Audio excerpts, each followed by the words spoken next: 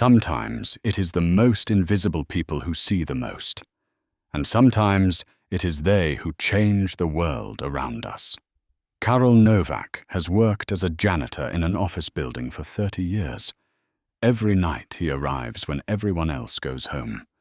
He cleans hallways, vacuums carpets, empties trash bins. No one notices him. No one speaks to him. He is like a ghost. But one winter night, he hears crying. The sound comes from the luxury boardroom. Karol hesitates. Should he go there? Should he interfere? Finally, he opens the door. What he finds inside changes everything. He uncovers a secret that was meant to stay hidden forever. A secret that could destroy the entire company. And Karol must decide. Stay silent or speak up. His choice will change the lives of everyone around him. Could you do the same? The clock on the wall showed 11:45 when Karol Nowak pushed his cleaning cart through the glass doors of the Meridian Group building. The wheels squeaked slightly, a familiar sound that had accompanied him for more than 3 decades. He was 62 years old now, with silver hair and hands weathered by years of work. His blue uniform was clean and pressed, as it was every night. Dignity, he believed, was not found in a job title, but in how a man carried himself. The lobby was empty and silent. During the day, this space buzzed with activity. Young executives in expensive suits rushed past, talking on phones, clutching coffee cups, never making eye contact with the man who cleaned their offices. But Karol did not mind. He had learned long ago that invisibility had its advantages. People spoke freely around him, as if he were part of the furniture. They left documents on desks, had private conversations in hallways, revealed their true selves when they thought no one important was watching. He had seen marriages fall apart in whispered phone calls, business deals made in elevator rides, careers destroyed by careless words. But Karol kept these secrets to himself. It was not his place to judge or interfere. He was just the janitor. His cart held everything he needed: mop and bucket, cleaning solutions, fresh trash bags, glass cleaner, paper towels. The building had 12 floors, and he cleaned them all, 5 nights a week. He started at midnight and finished around 7 in the morning. Then he would take the bus home to his small apartment, sleep for a few hours, and wake up to do it all again. This had been his life for 30 years. Before this, things had been different. Karol had once worked as an accountant for a manufacturing company. He had worn suits, sat in meetings, had a secretary who brought him coffee. He and his wife Marta had bought a small house with a garden. Their daughter Anna was born. Life was good. Then came the economic crisis of the early 1990s. The factory closed. Karol lost his job. For months he searched for similar work, but there was nothing. Bills piled up. Savings disappeared. Desperation set in. Finally, through a friend, he found this job. Cleaning, night shift, minimum wage. Marta had cried when he told her. Not because she looked down on the work, but because she knew what it cost him. His pride, his sense of purpose, his dreams for their family. But Karol took the job. What choice did he have? Anna needed food, clothes, school supplies. The mortgage had to be paid. A man does what he must. Marta had tried to be supportive. She found work as a seamstress, sewing clothes for a small boutique. Together they managed to keep their home, to give Anna a decent childhood. They never went on vacations or bought new cars, but Anna never went hungry. She had books, music lessons, a warm bed. That was what mattered. Then when Anna was 16, Marta got sick. Cancer. It started in her breast and spread quickly. The treatments were expensive, even with insurance. Karol worked extra shifts, took on weekend jobs, sold everything they could spare. But it was not enough. Marta died 2 years later, on a cold March morning, with Karol holding her hand. Anna had just turned 18. That had been 8 years ago now. The grief had faded into a dull ache that Karol carried with him always, like an old injury that hurt when the weather changed. Anna had gone on to university, studying medicine. She wanted to be a doctor, to help people the way the doctors had tried to help her mother. Karol was proud of her. She was in her final year now, working hard, making good grades. She called him every Sunday evening, telling him about her studies, her friends, her dreams. He never told her how lonely he was, how the empty apartment echoed with memories, how some nights he sat in the dark and talked to Marta's photograph. Anna had her own life to live. She did not need to carry his burdens. The Meridian Group building was his world now. 12 floors of glass and steel and polished marble.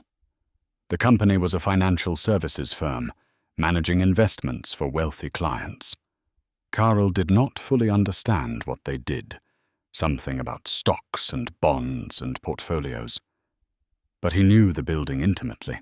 Every office, every conference room, every hidden corner. He knew which executive left coffee cups on his desk, which secretary kept a plant that needed watering, which bathroom on the 7th floor had a faucet that dripped.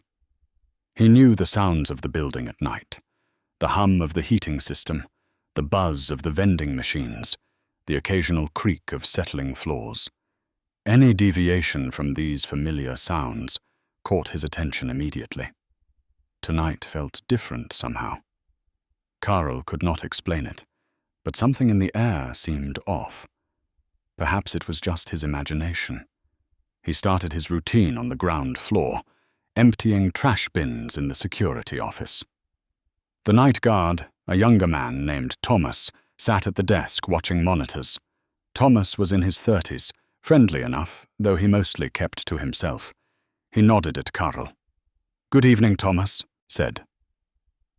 "Good evening," Karol replied. "Quiet night?" "Always quiet," Thomas said with a slight smile. "That is how we like it." Karol moved on to the bathrooms, cleaning sinks and mirrors, mopping floors. His movements were automatic, practiced. He had done this thousands of times. His mind wandered as he worked, thinking about Anna, about the past, about how life had turned out so differently than he had imagined. When he was young, he had dreams. He would be successful, make good money, travel with his wife, watch his daughter grow up in comfort and security. But life had other plans. Still, he had learned something valuable. Happiness was not found in money or status. It was found in smaller things. A daughter's voice on the phone. A job that paid the bills. The satisfaction of work done well, even if no one noticed. Dignity earned through perseverance. By 1 in the morning, Karol had finished the lower floors and rode the elevator up. The building was completely silent now. Even Thomas would be dozing at his desk, the monitors flickering unwatched. Karol pushed his cart down the hallway on the 8th floor, past rows of identical offices. Framed photographs of families sat on desks. Diplomas hung on walls. Potted plants drooped in the recycled air. These people had lives, families, problems, joys. But to them, Karol was invisible. Sometimes he wondered what they would think if they knew his story. Would they look at him differently? Would they see him as a person, not just the janitor? Probably not. People saw what they wanted to see. He cleaned the executive offices on the 10th floor. These were larger, with windows overlooking the city. Expensive artwork hung on walls, leather chairs, mahogany desks, thick carpets. The company president, Victor Kearney, had the largest office. Karl had seen him a few times, always in a hurry, always talking on his phone. A man in his 50s with perfectly styled grey hair and tailored suits. He never acknowledged Karl's existence. None of them did. By 3 in the morning, Karl had reached the 11th floor. This was where the conference rooms were located. Smaller meeting rooms lined one side of the hallway, while the large boardroom took up the other side.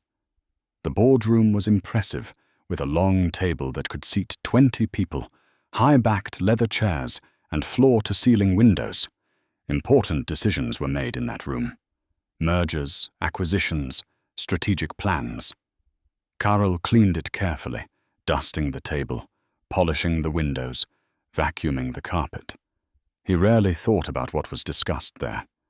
It was none of his business. But tonight, something was different. As Karl approached the boardroom, pushing his cart quietly down the hallway, he heard something unusual. A sound that did not belong in the empty building. Someone was crying. The sound was muffled but unmistakable. Soft sobs, barely audible through the heavy door. Karl stopped, his hand on the cart handle. His heart began to beat faster. In 30 years of night shifts, he had never encountered anyone in the building at this hour, except Thomas. The offices were supposed to be empty. Who could be in the boardroom at 3 in the morning? And why were they crying? His first instinct was to walk away. This was not his concern. He was just the janitor. But something stopped him. Perhaps it was the sound itself, so full of pain and desperation. Perhaps it was the memory of his own tears, shed in darkness after Marta died. Perhaps it was simply human compassion, the inability to ignore another person's suffering. Karl stood in the hallway, listening. The crying continued, quiet but persistent. A woman's voice, he thought. Young. Whoever was in there was truly suffering. He looked down at his weathered hands, then at the closed door. What should he do? If he opened the door, he would be intruding. It might cost him his job.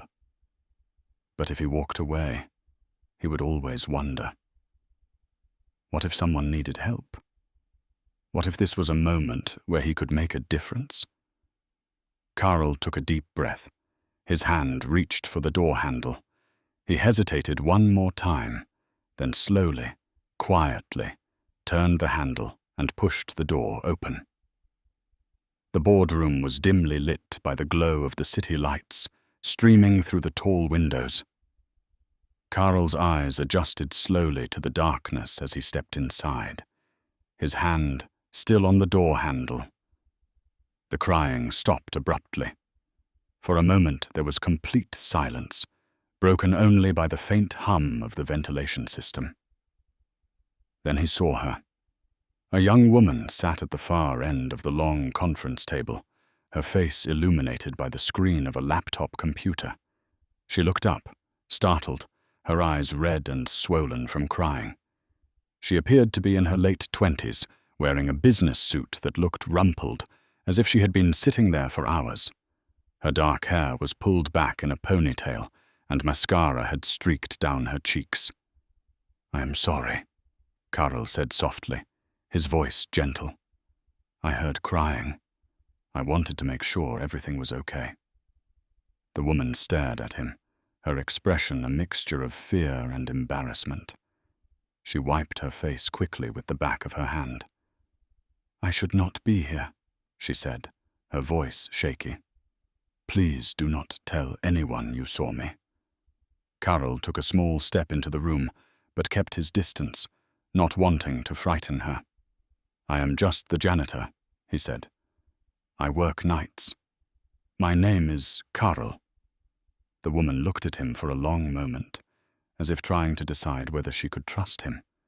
Then her face crumpled again, and fresh tears began to fall. "I do not know what to do," she whispered. "I found something terrible, something that could destroy lives, and I do not know what to do." Karol felt a knot form in his stomach. He should leave now, walk away, pretend he never saw her. But something in her voice, the genuine anguish, kept him rooted to the spot. "What did you find?" he asked quietly. The woman looked down at her laptop, then back at Karol. Her hands were shaking. "My name is Teresa," she said. "I work in the accounting department.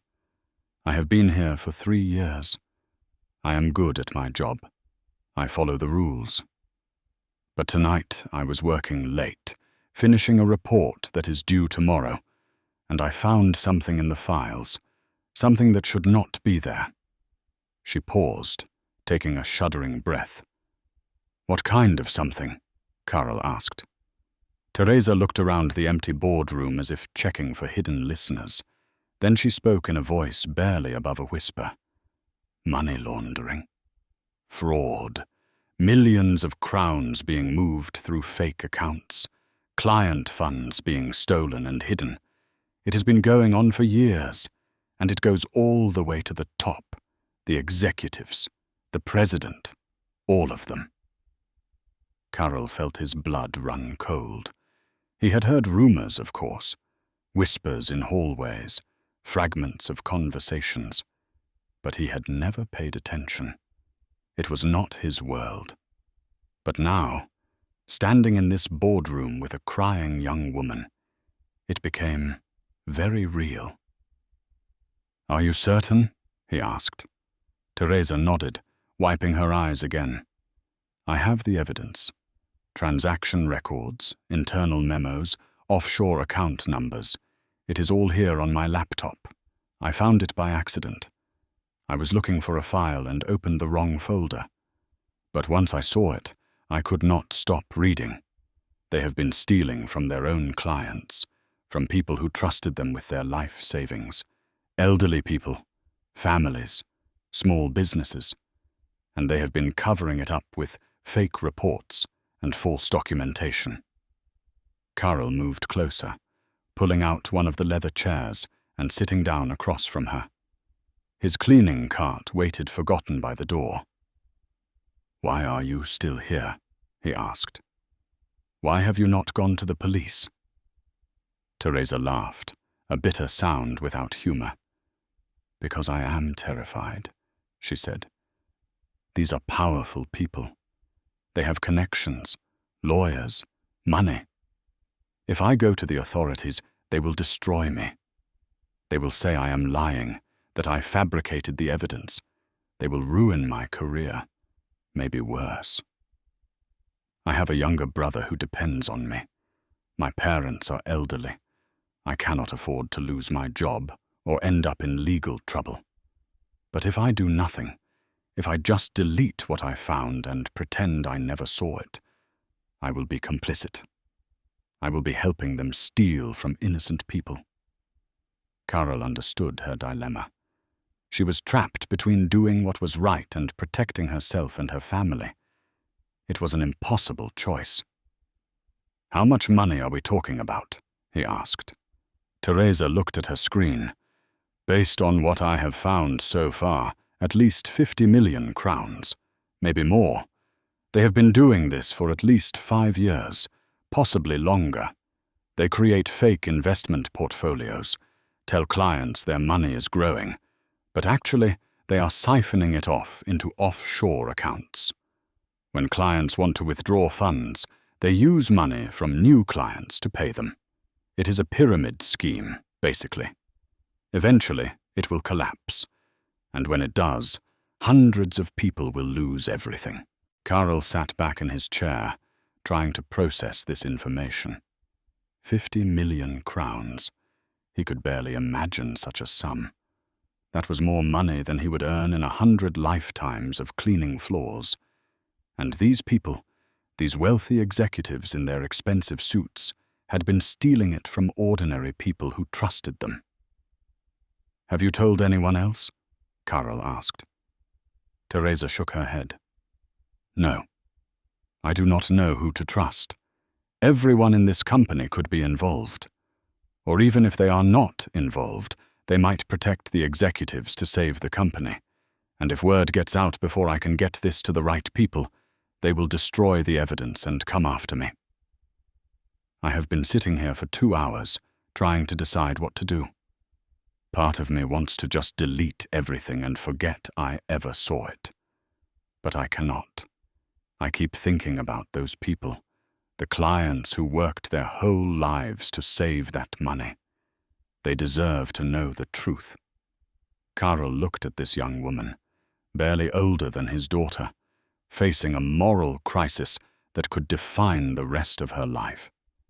He thought about his own years of invisible work, of keeping secrets, of staying silent. He thought about Marta and the medical bills they could barely afford, bills that were honest and necessary, unlike the theft being perpetrated here. He thought about dignity and what it really meant. You cannot delete it, he said finally. If you do, you will regret it for the rest of your life. I have lived long enough to know that the things we do not do haunt us more than the things we do. Teresa looked at him with desperate eyes. But what can I do? If I go to the police tonight, by tomorrow morning, the executives will know. They will have time to destroy evidence, to create alibis, to build their defense. I will look like a disgruntled employee making false accusations. You need proof that cannot be destroyed, Carol said, thinking aloud. You need copies, backups, things they cannot erase or deny. And you need someone who can help you, someone with authority who is not connected to this company. Teresa nodded slowly. I thought about copying everything to a USB drive, she said. But I am afraid they monitor our computers. If I download files, it might trigger an alert. Can you send it to yourself by email? Carol asked. From a personal account? Teresa considered this. Maybe. But again, they might monitor outgoing emails. And if I use my personal email address, they will know it was me. What about printing it? Carol suggested. Do you have access to a printer? Teresa's eyes widened slightly. Yes, she said. There is a printer in the copy room on this floor. I could print the most important documents. But that would take time, and the printer is loud. Someone might hear. Carol glanced at the door, then at his watch. It was 3:30 in the morning. Thomas would be at his desk downstairs, probably half asleep. The building was otherwise empty. This was the safest time. I will stand watch. Carol said. You print what you need. If anyone comes, I will warn you. But we need to be quick. Teresa stared at him in amazement. Why are you helping me? She asked. You do not even know me. You could lose your job for this. Carol thought about this question. Why was he helping her? He was just a janitor, an invisible old man who cleaned floors and emptied trash. This was not his fight. These were not his problems. But then he thought about all the times he had been invisible, all the times people had walked past him as if he did not exist. He thought about the dignity he had tried to maintain, despite everything life had taken from him. And he realized that sometimes being invisible gave you a kind of freedom.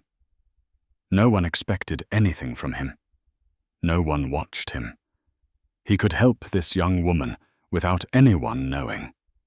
And maybe, just maybe, he could make a difference. Because it is the right thing to do, he said simply. Now hurry. We do not have much time. Teresa wiped her eyes one last time, then began working on her laptop, selecting files and sending them to the printer. Carol walked to the door and stepped out into the hallway, positioning himself where he could see the elevator and the stairwell. His heart pounded in his chest. After 30 years of keeping his head down and staying out of trouble, he was now actively helping to expose a massive fraud. If they were caught, he would certainly lose his job.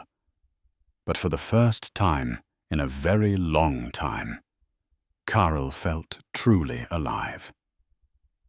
In the copy room, the printer whirred to life, and sheets of paper began sliding into the output tray. Each page contained evidence of crimes that had ruined lives and destroyed trust. And somewhere in this building, the people responsible slept peacefully in their expensive homes, never imagining that their carefully constructed lies were about to crumble. Karl kept watch, his eyes scanning the empty hallway, while behind him Teresa gathered the printed pages with shaking hands. The night had started like any other, just another shift in an endless succession of shifts. But now, everything had changed, and there was no going back. The printer stopped after 15 minutes. Teresa emerged from the copy room carrying a stack of papers nearly 3 centimeters thick. Her hands still trembled, but her eyes showed determination now instead of just fear. Karl looked at the documents and felt the weight of what they represented. "This is everything?" he asked quietly. "The most important parts," Teresa said. "Transaction records, email exchanges between executives, account statements showing the transfers, enough to prove what has been happening." She clutched the papers to her chest. "But now what? I cannot just walk out of here with these. If security checks my bag, if anyone sees me..." Karl thought quickly. His mind worked through possibilities, considering risks and options. "Do you have a bag? Something to carry them in?" Teresa nodded. "My briefcase is in my office. But they might search it." "Give them to me," Karl said. Teresa looked at him in surprise. "What?" "No one searches my cart," Karl explained. "No one even looks at it. I am invisible here. I can take the documents out of the building and meet you somewhere safe. You go home, act normal, go to work tomorrow as if nothing happened. Then when you are ready, when you have contacted the right authorities, you can get the evidence from me." Teresa hesitated. "I cannot ask you to do that," she said. "If you are caught, you will lose everything." "I do not have much to lose," Karl said with a sad smile. "Just a job I have had for 30 years. But you have your whole career ahead of you. Let me do this." After a long moment, Teresa slowly handed him the stack of papers. Karl took them and walked back to his cleaning cart. He lifted the plastic bag from the large trash bin, placed the documents at the bottom, then put the bag back on the top. No one would ever think to look there. "Where should I meet you?" he asked. Teresa thought for a moment. "There is a cafe 2 blocks from here. Kavarna u Karlova mostu. Do you know it?" Karel nodded. "I know it. Tomorrow evening, 6 o'clock. Teresa agreed. "Yes. That gives me time to figure out who to contact. Maybe a lawyer first, or a journalist. Someone who can help me do this the right way." Karl looked at the young woman and saw something of his daughter in her. That same determination to do what was right despite the cost. "Be careful," he said. "These people will not give up their money easily. When they realize what you have done, they will come after you." "I know," Teresa said quietly. "But I cannot live with myself if I do nothing." They left the boardroom separately. Teresa returned to her office to collect her things, while Karl continued his cleaning routine, moving through the remaining floors with his cart. the stolen documents hidden beneath bags of trash. His hands were steady, but his mind raced. What had he done? In one impulsive decision, he had thrown away 3 decades of careful invisibility. But somehow, it felt right. When his shift ended at 7 in the morning, Karl pushed his cart to the service elevator and rode down to the basement. The maintenance room was his domain, a cluttered space filled with cleaning supplies and equipment. He removed the documents from the trash bin and looked around for a safe hiding place. Finally, he slid them into an old cardboard box labeled cleaning rags and pushed it to the back of a storage shelf. Then he clocked out and left the building. The morning sun was bright after the artificial lights of the offices. Karl walked to the bus stop, exhausted, but strangely energized.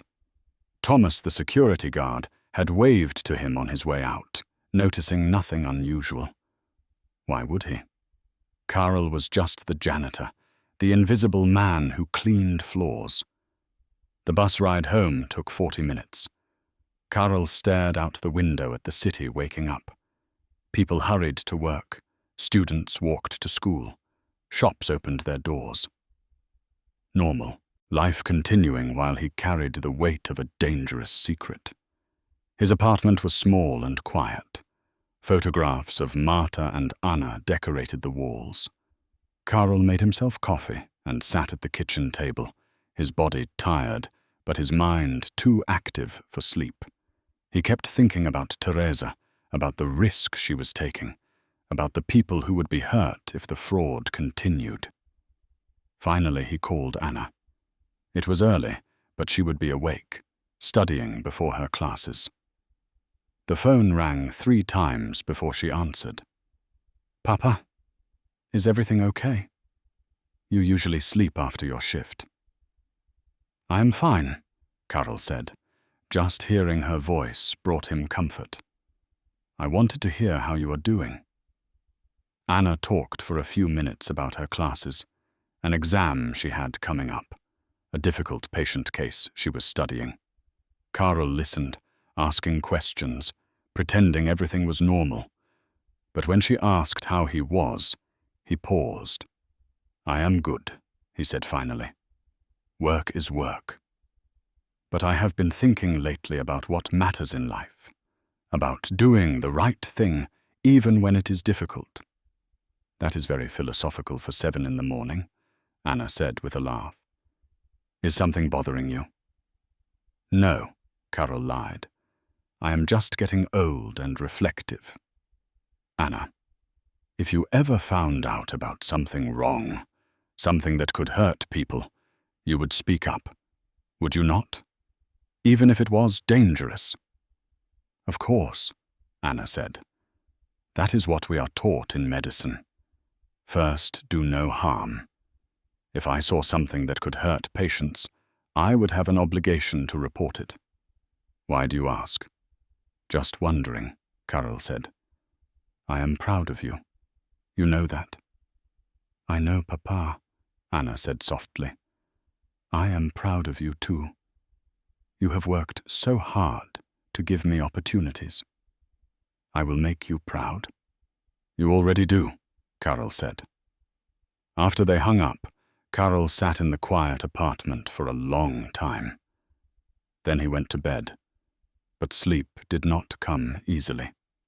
His dreams were troubled, filled with images of boardrooms and crying women and stacks of money being carried away in the darkness. He woke in the early afternoon, feeling unrested. The day stretched ahead of him. He had hours before his shift started. Normally he would run errands, watch television, maybe visit the library. But today, he felt restless. He kept thinking about Teresa and wondering if she was okay. Had she gone to work? Was she acting normal? Had anyone suspected anything? At 5 in the evening, Karl put on his uniform and took the bus back to the city. He arrived at the Meridian building at his usual time, 11:45. Thomas was at the security desk reading a newspaper. "Evening, Carol," Thomas said without looking up. "Evening," Carol replied, signing in and pushing his cart toward the elevator. His heart beat faster as he rode up to the basement maintenance room. The box of documents was exactly where he had left it, undisturbed. He breathed a sigh of relief. But as he began his cleaning routine on the lower floors, Carl noticed something that made his blood run cold. There were people in the building. Not just the usual late-working employees, but security personnel. Men in dark suits walking the hallways, checking offices, talking quietly into phones. Something was wrong. Carl kept his head down and continued cleaning, but he watched carefully. On the 8th floor, he overheard 2 of the security men talking. "They are saying it was an outside hack," one man said. "Someone accessed the system remotely and copied files. They are checking all the computers to see which one was compromised. It had to be internal," the other man replied. "The access codes were legitimate. Someone inside the company did this. They are going through security footage now, trying to figure out who was here late last night." Carol's hands tightened on his mop handle.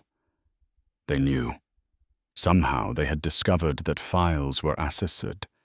They were looking for whoever had copied the evidence, and if they checked the security footage from last night, they would see Teresa in the boardroom. They would see him going in to talk to her. His mind raced. He had to warn Teresa. But how? He did not have her phone number. He did not even know her last name. He only knew she worked in accounting and that she would meet him tomorrow at the cafe. But tomorrow might be too late. Carol finished the 8th floor quickly and moved to the 9th, his mind working through options. As he cleaned an executive office, he noticed a company directory on the desk.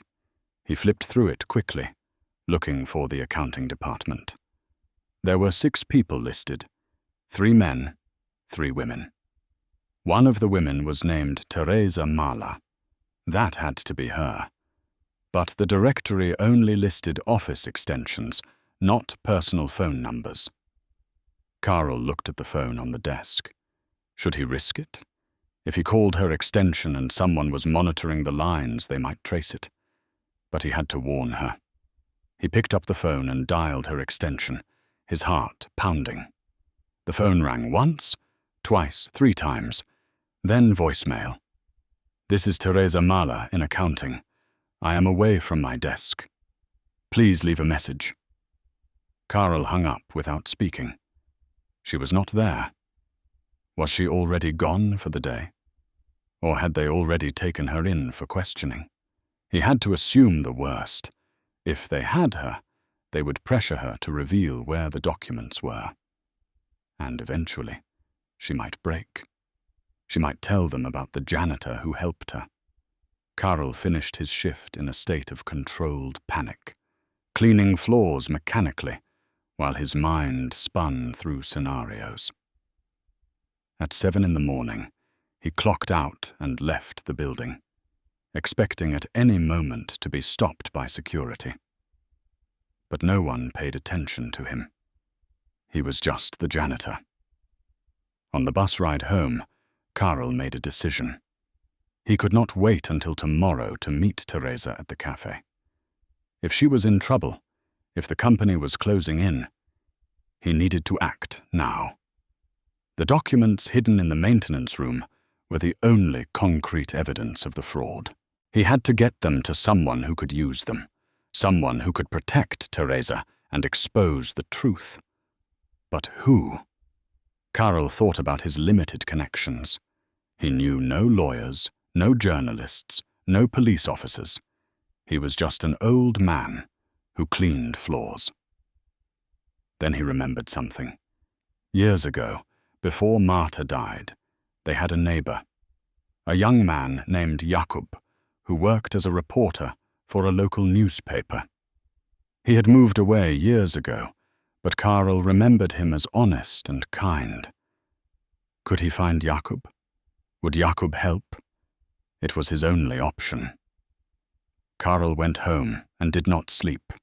Instead, he searched through old boxes in his closet, looking for anything that might help him find Jakob. He found an old address book that had belonged to Marta, filled with names and numbers written in her neat handwriting. He flipped through the pages until he found it. Jakob Dvorak, with an address from 8 years ago and a phone number. Karl sat at his kitchen table and stared at the number. Would it still work? Had Jakob changed phones, moved to another city, left journalism entirely? There was only one way to find out. He picked up his phone and dialed. The phone rang 4 times. Karl was about to hang up when someone answered. "Hello?" A man's voice, tired and cautious. "Jakob? Jakob Dvorak?" "Yes. Who is this?" "This is Karl Novak. I do not know if you remember me. I lived next door to you years ago, before you moved.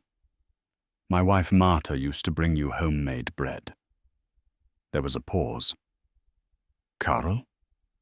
"Yes, of course I remember you and Marta. How are you? I heard about Marta passing." "I am so sorry." "Thank you," Karl said. "Jakob, I need your help with something. It is urgent and important." "Are you still working as a journalist?" "I am," Jakob said, his voice more alert now. "I work for the National Daily now, investigative reporting. What is this about?" "I cannot explain over the phone," Karl said. "Can we meet?" "Today?"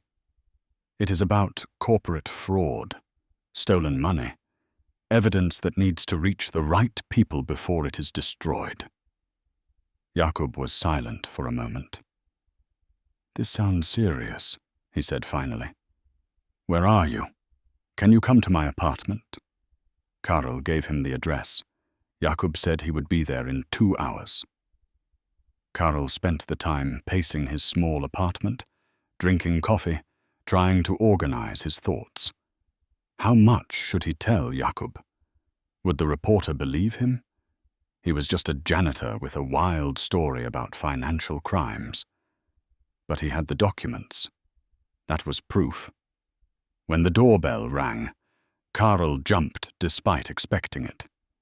He opened the door to find Jakob standing there.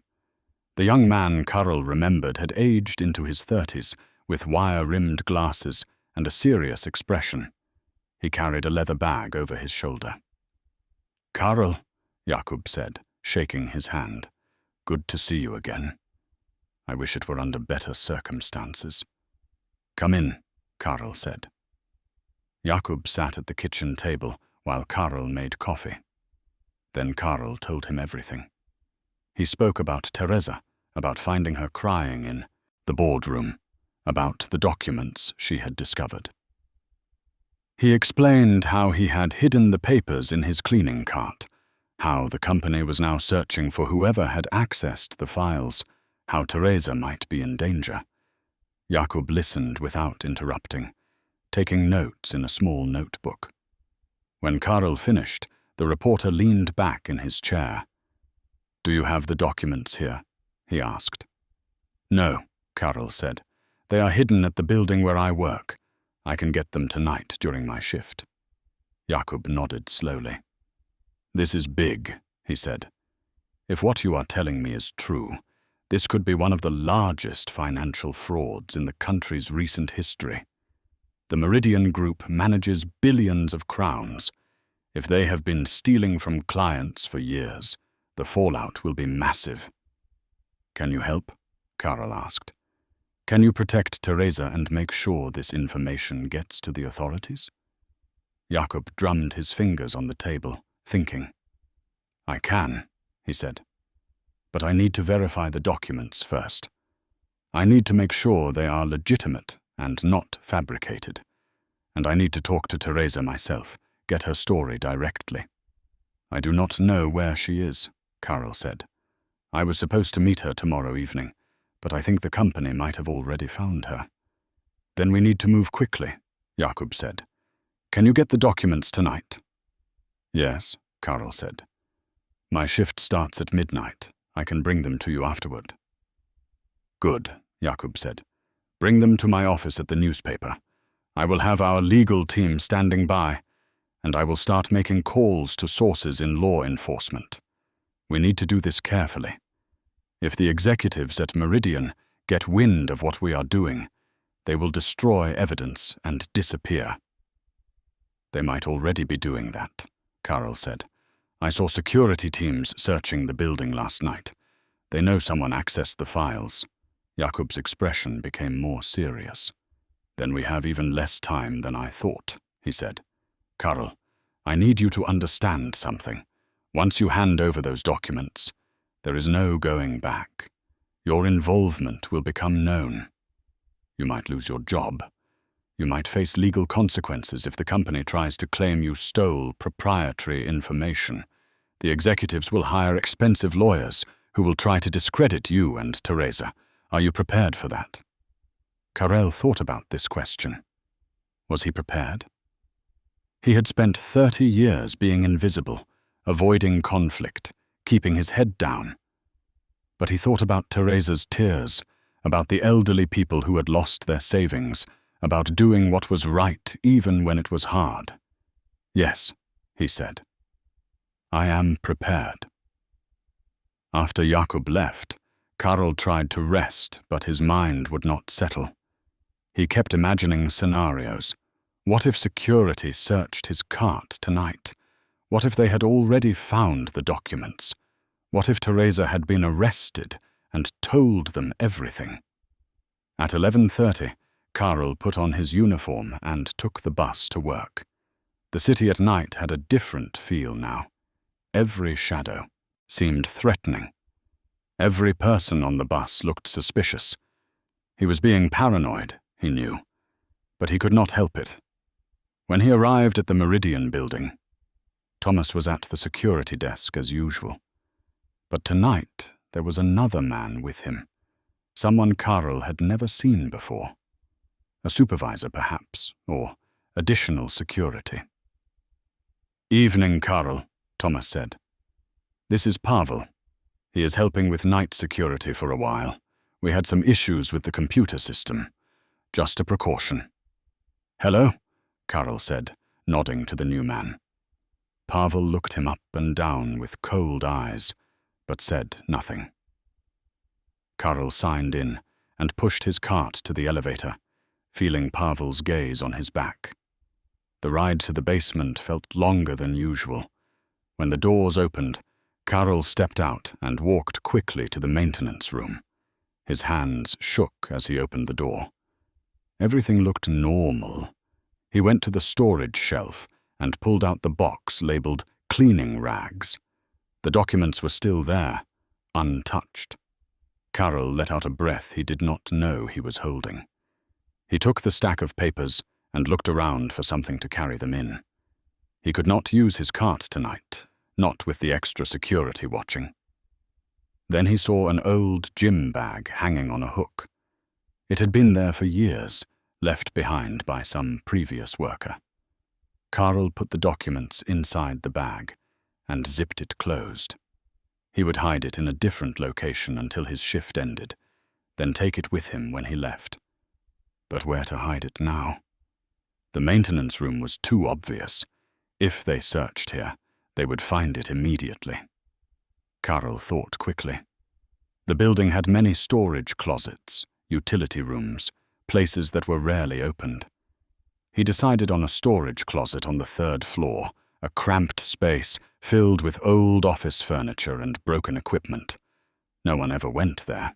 He left the maintenance room carrying the gym bag, trying to look casual. He took the service stairs instead of the elevator, avoiding cameras when possible. On the 3rd floor, the hallway was dark and empty. Karol found the storage closet and opened it with his master key. He placed the gym bag behind a broken desk and closed the door. Now he just had to get through his shift and retrieve the bag in the morning. Karl began his cleaning routine, but tonight everything felt different. He was hyper-aware of every sound, every movement. On the 7th floor, he encountered one of the security men walking the halls. The man watched him for a moment, then moved on. Karl's heart pounded. Did they suspect him? On the 10th floor, he cleaned the executive offices as usual. Viktor Cerny's office was dark. Karl dusted the desk and noticed papers scattered across it. Normally he would not look, but tonight curiosity got the better of him. The papers were legal documents, something about asset protection and offshore transfers. Karl could not read all of it, but he saw enough to understand. They were moving money, hiding assets. They knew the Matrotu. Investigation was coming, and they were protecting themselves. He moved on to the 11th floor, where the boardroom waited. The room where this had all started just 2 nights ago. Karl pushed open the door and turned on the lights. The room looked exactly as it always did. Clean, professional, innocent. No sign of the tears and fear that had filled it when Teresa sat there with her laptop. Karl cleaned the room slowly, methodically. As he polished the long table, he thought about all the decisions made here. Decisions that affected people's lives, their futures, their families. And somewhere in this building, people had decided to steal, to lie, to destroy lives for profit. He was nearly finished when he heard voices in the hallway. Karl froze. It was after 3 in the morning. No one should be here. He turned off the vacuum and listened. 2 men talking, their voices low but urgent. "They are checking all the storage areas," one man said. "The boss wants every closet, every room searched by morning." "Do you really think the janitor is involved?" the other man asked. "He has worked here for 30 years. "I am just following orders," the first man replied. "Check everything. Question everyone. Find those documents before they get out." The voices faded as the men walked away. Karl stood in the dark boardroom, his mind racing. They were searching the building. They would find the storage closet on the 3rd floor. They would find the gym bag. He had to get the documents out now, before his shift ended. But how? The building was full of security. If he tried to leave early, they would stop him. If he was caught with the documents, it was over. Karl thought desperately. Then an idea came to him. It was risky, perhaps foolish, but it was his only chance. He left the boardroom and took the stairs down to the 3rd floor. Moving quietly, he retrieved the gym bag from the storage closet. Then he went to the men's bathroom at the end of the hall. The bathroom had a window, old and painted shut, but Karl had cleaned this building for 30 years. He knew every window, every lock, every secret. This window opened onto a fire escape that led down to an alley behind the building. Years ago, smokers had used it to slip outside during breaks. The company had ordered it sealed, but the maintenance crew had done a poor job. Karl had noticed it during his rounds, but never reported it, now that oversight might save him. He set down the gym bag and examined the window. It was stiff, but not impossible. Using a screwdriver from his pocket, Karl worked at the painted edges. Slowly, carefully, the window began to move. After 10 minutes of effort, it opened with a soft creak. Cold night air rushed in. Karl picked up the gym bag and looked out. The fire escape was rusty but sturdy. The alley below was dark and empty. He could lower the bag down, then retrieve it after his shift from the outside. But what if someone found it? What if a homeless person took it Or the Hasul, morning trash collectors? No. He had to take it all the way down and hide it properly. Karol climbed through the window onto the fire escape. The metal was cold under his hands. He had not done anything like this in decades. His body protested. His knees ached, but he moved carefully down the stairs, the gym bag over his shoulder. At the bottom, he dropped into the alley and looked around. Dumpsters, empty boxes, the back entrance to a restaurant. Karol found a gap behind one of the dumpsters and wedged the gym bag there, covering it with some cardboard. It would have to do. Then he climbed back up the fire escape, much harder than going down, and squeezed through the window into the bathroom. He closed the window and wiped his fingerprints from the frame with a paper towel. His uniform was dirty now, streaked with rust from the fire escape. He brushed it off as best he could. His shift continued. Karol cleaned the remaining floors, his body exhausted, his nerves stretched thin. At 7 in the morning, he clocked out and left through the front entrance. Thomas and Pavel were still at the security desk. They barely glanced at him. Outside, the sun was rising. Karol walked around the building to the alley. The gym bag was still there, untouched. He grabbed it and walked quickly to the bus stop, clutching the bag to his chest. He had done it. He had the evidence. Now he just had to get it to Jakub. Karol took the bus directly to the offices of the national daily newspaper. The building was in the center of the city, a modern structure of glass and steel. He had never been inside before. The lobby had high ceilings and polished floors. A receptionist sat behind a curved desk, talking on the phone. Karol approached nervously, the gym bag heavy in his hands. "I am here to see Jakub Dvorak," he said. "Do you have an appointment?" the receptionist asked. "Yes," Karol said, though he realized Jakub might not be expecting him this early. "Tell him Karol Novak is here.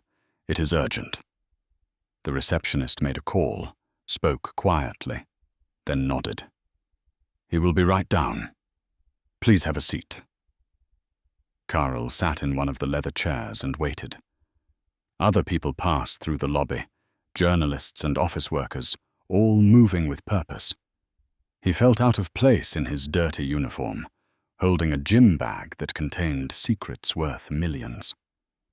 After a few minutes, Jakub appeared from an elevator. He looked surprised to see Karol, but quickly hid it.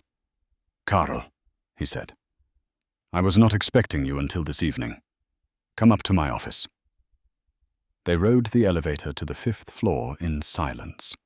Jakub's office was small but organized, with a desk covered in papers and a window overlooking the street. He closed the door behind them and turned to Karol. "You have the documents?" he asked. Karol opened the gym bag and pulled out the stack of papers. Jakub took them carefully, his eyes widening as he flipped through the pages. "This is incredible," he said softly. "Transaction records, internal emails, account statements. Karol, this is exactly what we need. What happened? I thought you were going to wait until tonight." "They started searching the building," Karol explained. "I overheard security saying they were checking every room, questioning everyone. I had to get the documents out before they found them. So I used the fire escape." Jakub looked at him with new respect. "That was brave," he said, "and smart. Now I need to verify all this information and start making calls. Karol, I'm going to need you to give a statement on the record about how you obtained these documents and what Teresa told you. Will that be a problem?" "No," Karol said.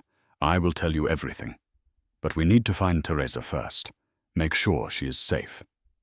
Jakub picked up his phone. "Let me call a contact at the police department, someone I trust in the financial crimes unit. Then we will figure out how to locate Teresa." Karol sat down and waited while Jakub made several phone calls. The reporter spoke in low tones, explaining the situation, asking questions, taking notes. After 30 minutes, he hung up and turned to Karl. "My contact at the police is interested, very interested. He wants to meet with us this afternoon to review the documents." But he also said something troubling. Meridian Group filed a report this morning claiming corporate espionage. They are saying someone hacked their systems and stole proprietary information. They have already hired a private investigation firm to find the person responsible. "They are moving fast," Karl said. "They know the evidence is out there, and they are trying to control the narrative." "Exactly," Jakob agreed, "which means we need to move faster. I am going to write the story today and publish it tomorrow morning. Once it is public, they cannot suppress it. But I still need to talk to Teresa, get her side directly. Do you know how to reach her?" Karl shook his head. "I only have her office number. I was supposed to meet her this evening at Kavarna u Karlova Mostu at 6 o'clock. That cafe 2 blocks from the Meridian building." "Then we will go there," Jakob said. "Both of us. If she shows up, we will convince her to go on the record. If she does not show up, we will assume they have gotten to her, and we will publish without her testimony. The documents alone are enough." Karl felt exhaustion washing over him. He had been awake for over 24 hours. But there was no time to rest. Not yet. Jakob looked at him with concern. "You should go home," he said. "Get some sleep. I will call you this afternoon before we go to the cafe." "No," Karl said. "I want to stay. I want to help finish this." Jakob studied him for a moment, then nodded. "All right. Let me buy you breakfast and coffee. You look like you need both." They went to a small restaurant near the newspaper office. Karl ate mechanically, not tasting the food. His mind was elsewhere, thinking about Teresa, wondering if she was safe, hoping she would show up at the cafe. Jakob asked him questions about his life, about Marta and Anna, about his 30 years working at Meridian. Karl found himself talking about things he had not discussed in years. The dreams he had given up, the dignity he had tried to maintain, the loneliness of being invisible. "I spent most of my life being overlooked," Karl said. "People looked through me, like I was not there. And I accepted it because I needed the job. But when I saw Teresa crying, when I heard what they had done to those people, I realized that being invisible gave me a kind of power. I could help without anyone noticing. I could make a difference." "You did make a difference," Jakob said. "What you are doing took real courage. Most people would have walked away." Karl shook his head. "I almost did walk away. I stood in that hallway for a long time before I opened up the door. And even after I helped her, I thought about forgetting the whole thing. It would have been easier." "But you did not," Jakob said. "That is what matters." After breakfast, they returned to the newspaper office. Jakob spent hours on the phone, calling sources, verifying information from the documents. Karl sat in a chair by the window and watched the city below. People went about their normal lives, unaware that a major scandal was about to break. Around 2 p.m, Jakob's phone rang. He answered, and his expression changed. "Yes," he said. "Yes, I understand." "When?" He scribbled notes on a pad of paper. "Okay, I will be there." He hung up and looked at Karl. "That was my police contact. They want to meet now, not this afternoon. They have received information that Meridian executives are planning to leave the country tonight. They need to move immediately if they want to make arrests. This is good news, Karol said. It means they are taking it seriously. Yes, Jakub said.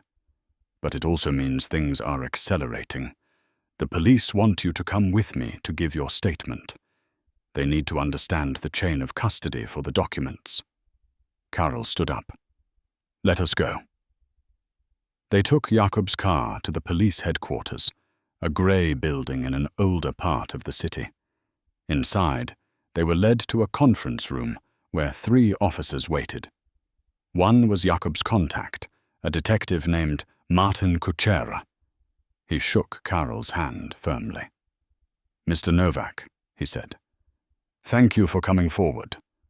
What you have brought us could be the key to stopping a major criminal operation. But I need to ask you some detailed questions. Make sure we do everything properly so the case holds up in court. For the next 2 hours, Karol answered questions. He described finding Teresa, what she had told him, how he had hidden the documents and removed them from the building. He signed statements and gave permission for his testimony to be used in court. The detectives listened carefully, asking follow-up questions, taking notes. Finally, Detective Kuchera leaned back in his chair. This is solid, he said. Combined with the financial records, we have enough to get warrants. We will raid the Meridian offices tonight and arrest the executives before they can flee. What about Teresa? Karol asked. The woman who found the evidence. Is she safe? We do not know, Kuchera admitted. We have been trying to locate her, but she has not been home and she did not show up for work today. If you are meeting her tonight, we would like to have officers nearby in case she needs protection. Or, in case it is a trap, another officer added. The company might be using her to draw you out. Karol had not considered that possibility. Could Teresa have been forced to cooperate with the executives? Could she be setting him up? No, he decided. He had seen the genuine fear and anguish in her eyes. She was not working with them. She is a victim, Karol said firmly. She risked everything to expose the truth. If she does not show up tonight, it is because they stopped her. Kuchera nodded. We will have officers at the cafe, plain clothes. If she shows up, we will make sure she gets somewhere safe. If anyone else shows up, anyone threatening, we will intervene. Karol and Jakub left the police headquarters as the sun began to set. They had a few hours before the 6 o'clock meeting at the cafe. You should try to rest, Jakub said. Even just close your eyes for an hour. Karol agreed. They went back to Jakub's office, and Karol lay down on a small couch. He did not think he could sleep, but exhaustion overtook him. He woke to Jakub gently shaking his shoulder. It is 5:30, Jakub said. We should go. Karol sat up, feeling disoriented. For a moment he could not remember where he was or what was happening. Then it all came back. The documents, the police, the meeting at the cafe. They drove through evening traffic to the old part of the city. Kavarna U. Karlova Mostu was a traditional Czech cafe with dark wood paneling and lace curtains in the windows. Karol and Jakub arrived 15 minutes early. They chose a table by the window where they could watch the street. The cafe was quiet, just a few other customers reading newspapers or talking quietly. A waitress brought them coffee. Karol's hands shook slightly as he lifted the cup. What if Teresa did not come? What if something had happened to her? At 6 o'clock exactly, the door opened. Karol looked up, his heart in his throat. But it was not Teresa. It was a middle-aged couple who sat down at a corner table. Karol watched the door. 6:10, 6:15, 6:20. Still no sign of Teresa. She is not coming, Karol said quietly. Something has happened to her. Give her a few more minutes, Jakub said. Maybe she is being careful, making sure she is not followed. But as the minutes ticked by, Karol's hope faded. At 6:30, his phone rang. Unknown number. Karol answered with shaking hands. Hello? Mr. Novak. A woman's voice, frightened and rushed. Teresa? Yes, it is me. Listen carefully. I do not have much time. I cannot come to the cafe. They are watching me. After our meeting in the boardroom, they checked the security footage. They saw you come in, saw us talking. They know you helped me. Where are you? Karol asked. Are you safe? I am at my apartment, but they are outside. 2 men in a car across the street. They have been there all day. I think they are waiting to see if I lead them to the documents. I tried to leave this morning, but they followed me. I came back home, and I have been too scared to go out again. Teresa, listen to me, Karol said. I have already given the documents to the police and to a journalist. The evidence is out.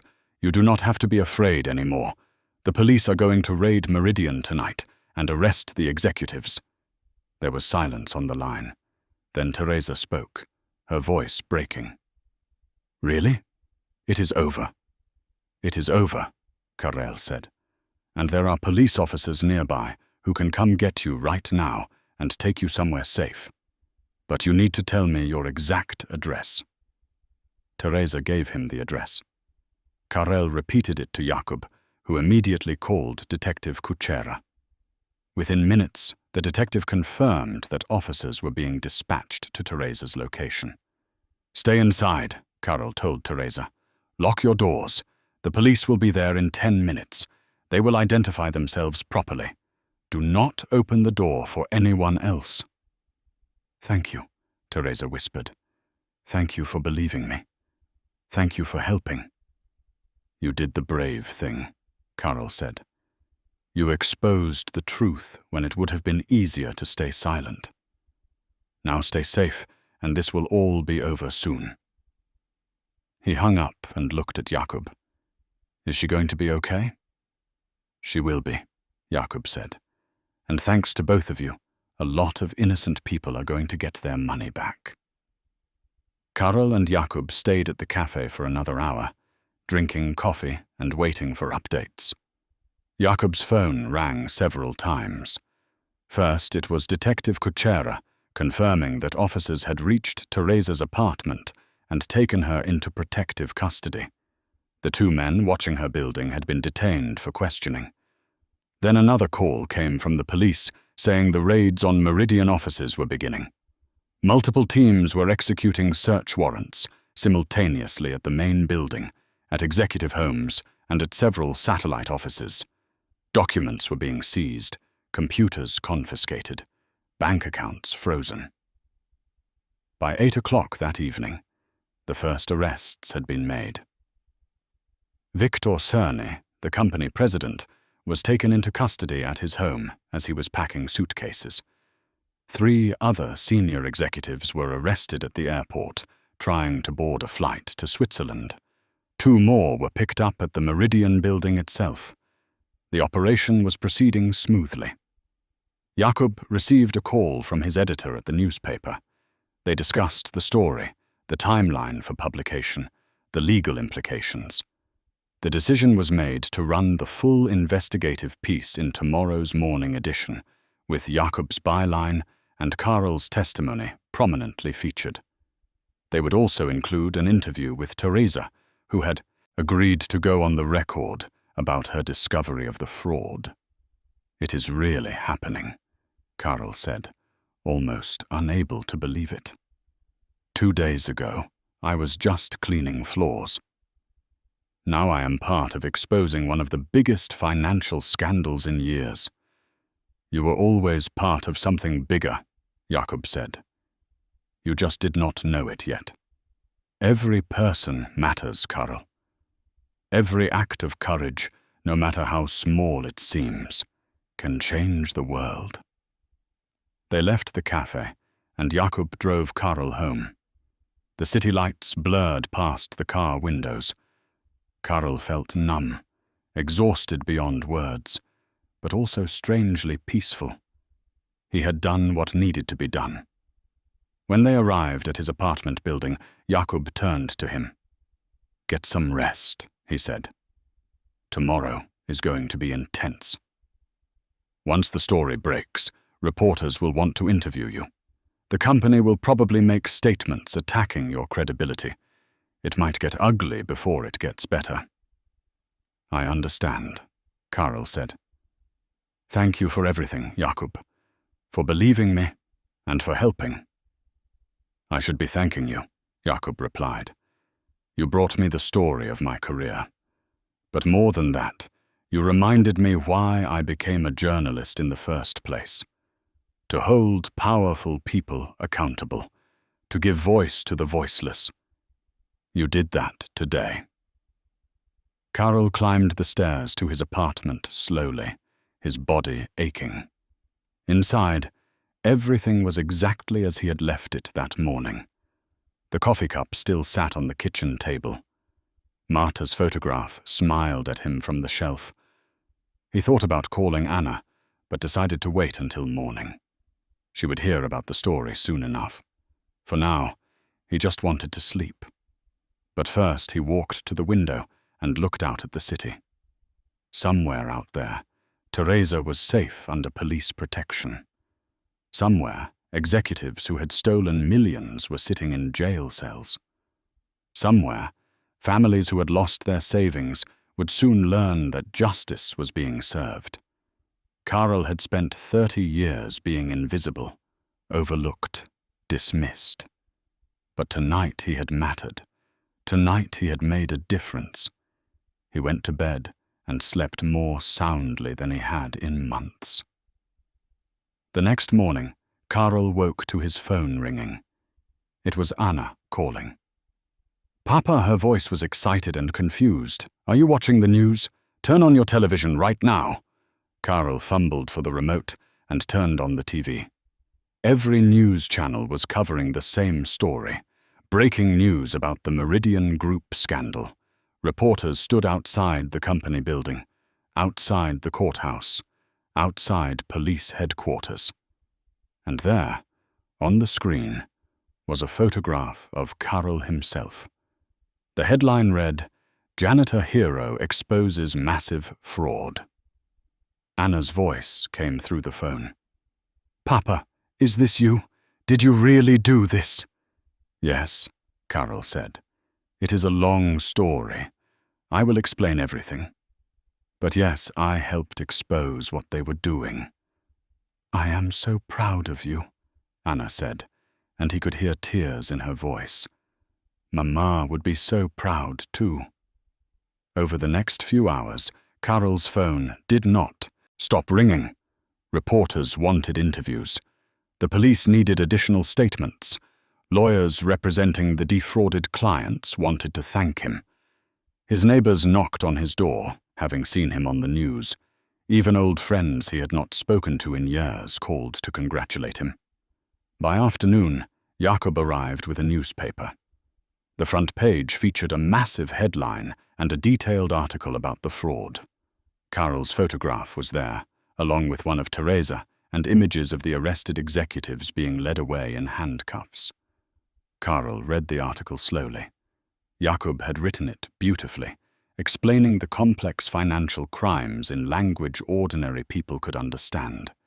He had quoted Karol extensively, painting him not as a hero, but as an ordinary man who had simply done the right thing when faced with wrongdoing. The article explained how Teresa Mahler, a junior accountant, had discovered the fraud by accident, and how Karol Novak, a janitor who had worked at the company for 30 years, had helped her protect the evidence and bring it to authorities. It detailed the scheme, how executives had created fake investment portfolios, stolen client funds, and hidden the money in offshore accounts, how they had planned to flee the country before being caught. The estimated theft was now over 70 million crowns, affecting more than 200 clients. "This is good journalism," Karl said to Jakob. "You told the story fairly." "I just reported the truth," Jakob replied. "You and Teresa are the real story. Two people who had everything to lose and nothing to gain, but who stood up anyway." That afternoon, Detective Kuchera called. He asked Karl to come to the police station. There was someone who wanted to meet him.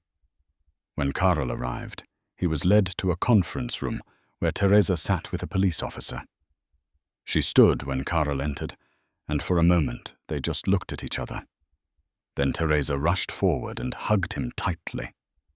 "Thank you," she said, crying. "Thank you for not walking away that night. Thank you for helping me when you had no reason to." "We helped each other," Karl said gently. "You were brave enough to speak up. I just made sure your voice was heard." They sat down and talked for a while.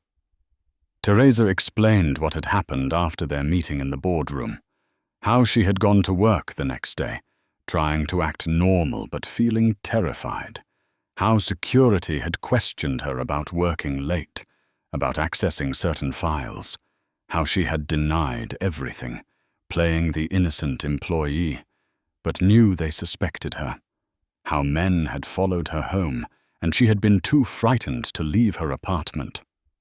"I thought I had made a terrible mistake," Teresa said. "I thought I would lose everything and the truth would never come out. But you got the documents to safety. You saved all those people." "Not just me," Karl said. "The police, the journalists, it took all of us." Detective Kuchera joined them. "I wanted you both to know that the case is solid," he said. "The executives are being charged with fraud, embezzlement, money laundering, and several other crimes. The evidence you provided is ironclad. They will go to prison for a long time." "What about the victims?" Teresa asked. "The people who lost their money?"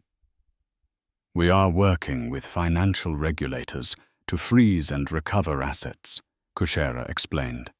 "Most of the stolen money is still traceable. It will take time. But we believe we can return at least 80% of the funds to the clients. Some people will get their life savings back. That is because of you two." Karl felt tears in his eyes. He thought about the elderly people, the families, the small business owners who had trusted Meridian with their money. They would get a second chance. Their lives would not be destroyed after all. Later that evening, Karl returned home exhausted but content. He made dinner, simple soup and bread, and sat at his kitchen table. The same table where he had sat with Marta, where they had shared meals and dreams and struggles. He looked at her photograph. "I hope you are proud," he said softly to the image. "I know you would have told me to help that girl. You always had a good heart. You always knew what was right." His phone buzzed with a text message. It was from Jakob. "Turn on the evening news." Karl turned on the television. The news anchor was interviewing one of the fraud victims, an elderly woman named Marie Horakova. She had invested her entire retirement savings with Meridian, money she had saved for 40 years working as a teacher. When she discovered the fraud, she thought she had lost everything.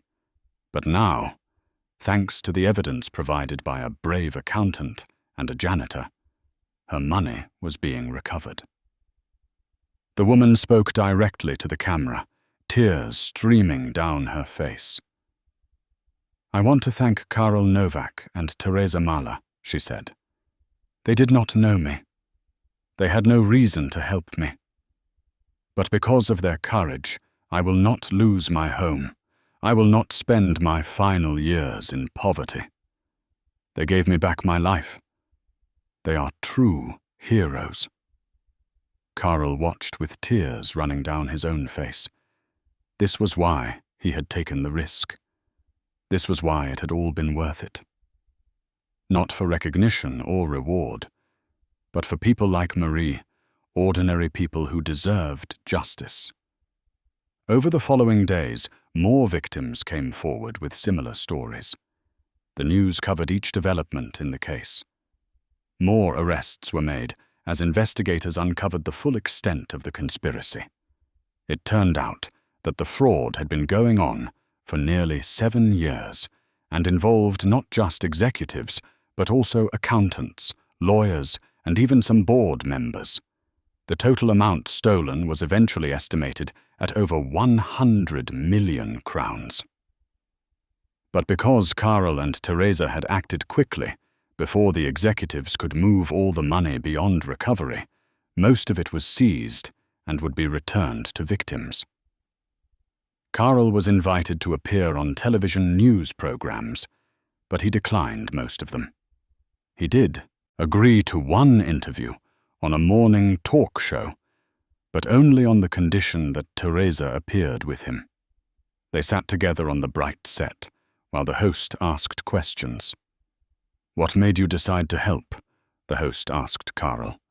"You could have lost your job, faced legal trouble. Why take that risk?" Karl thought about the question. "Because I am a father," he said finally. "I have a daughter who is studying to be a doctor. I raised her to stand up for what is right, to help people who are suffering. How could I ask that of her if I was not willing to do it myself?" When I saw Teresa crying in that boardroom, I saw someone who needed help. I saw someone trying to do the right thing despite being terrified. I could not walk away from that. "And you, Teresa?" the host asked. "Knowing what you know now about the risks, would you do it again?" Teresa nodded without hesitation. "Yes," she said, "because the alternative was to let innocent people suffer. I could not live with that. I would rather face any consequence than spend the rest of my life knowing I stayed silent when I could have stopped it." The interview was emotional and genuine.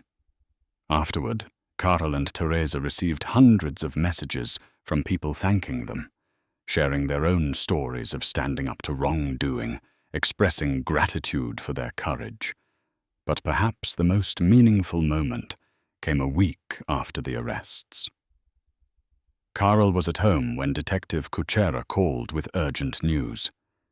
"We need you to come to the station immediately," Kuchera said, his voice tense. "Something has developed, something you need to know about." "What is it?" Karl asked, his stomach tightening with worry. "I cannot discuss it over the phone," Kuchera replied. "Please come as soon as possible, and bring any documentation you have about your employment at Meridian. Old pay stubs, contracts, anything from when you first started working there." Karl's hands shook as he gathered papers from his filing cabinet. Why would they need his employment records now? The case was solid. The executives were in custody. What could have changed? He took a taxi to the police station, too anxious to wait for the bus. Detective Kuchera met him at the entrance and led him to a private office, not the conference room where they had met before. Teresa was already there, looking pale and frightened. Sitting across from her was a woman Karl did not recognize, perhaps 40 years old, wearing an expensive suit and carrying a leather briefcase. "Mr. Novak," Kuchera said. "This is Helena Svobodova. She is a federal prosecutor who has been reviewing the Meridian case. She has uncovered some information that changes certain aspects of the investigation. Please sit down." Karl sat next to Teresa. "What is this about?" he asked. Ms. Svobodova opened her briefcase and removed a folder. She looked at Karl with an expression that was difficult to read. Professional but not unkind.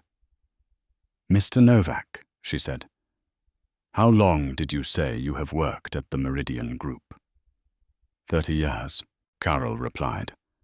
I started in late 1995, and in all that time, did you ever have contact with the original founder of the company, a man named Robert Marley? Carol thought back. The name sounded vaguely familiar, but he could not place it. I do not think so, he said. When I was hired, Victor Kearney was already the president. I do not recall anyone named Marley. Ms. Svobodova slid a photograph across the desk. It showed a man in his 60s, with grey hair and kind eyes. Do you recognize this person?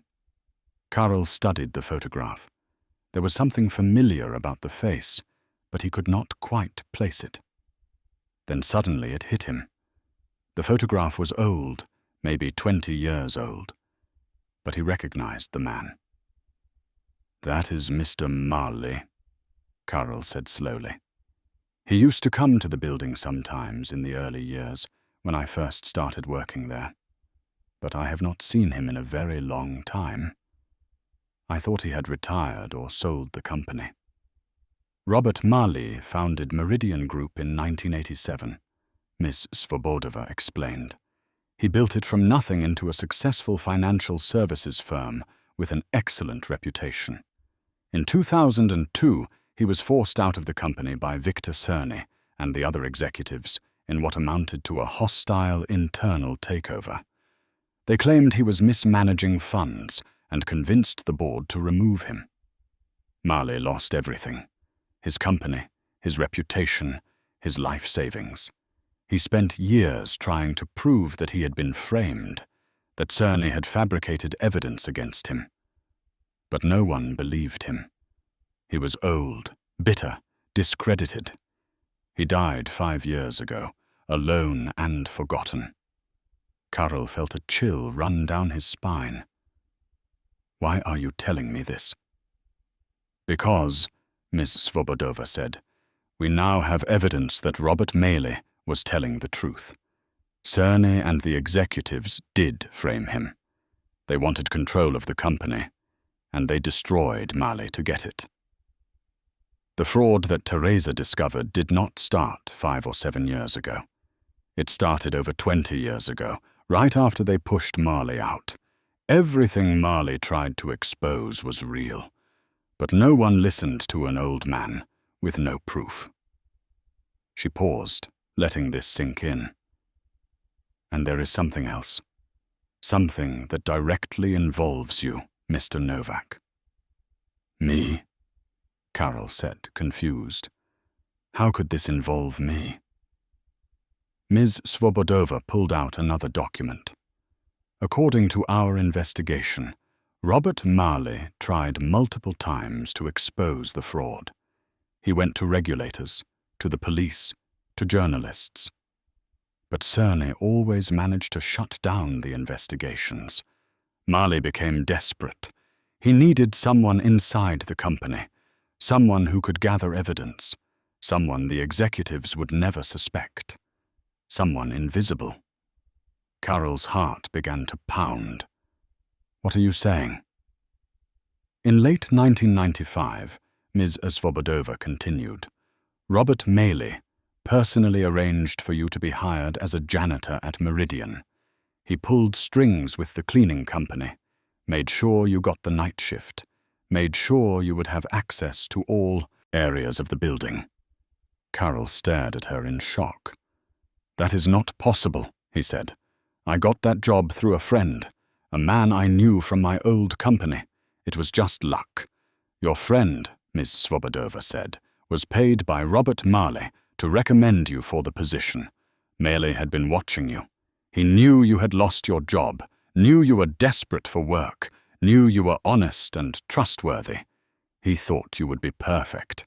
Someone who needed money badly enough to take a janitor position, but who had enough integrity to do the right thing if you ever discovered evidence of fraud. The room spun around Carol. This could not be true. His entire 30 years at Meridian, everything he thought he knew about his life, was based on a lie. But why? Carol asked. his voice barely a whisper. Why would he do this? Why me?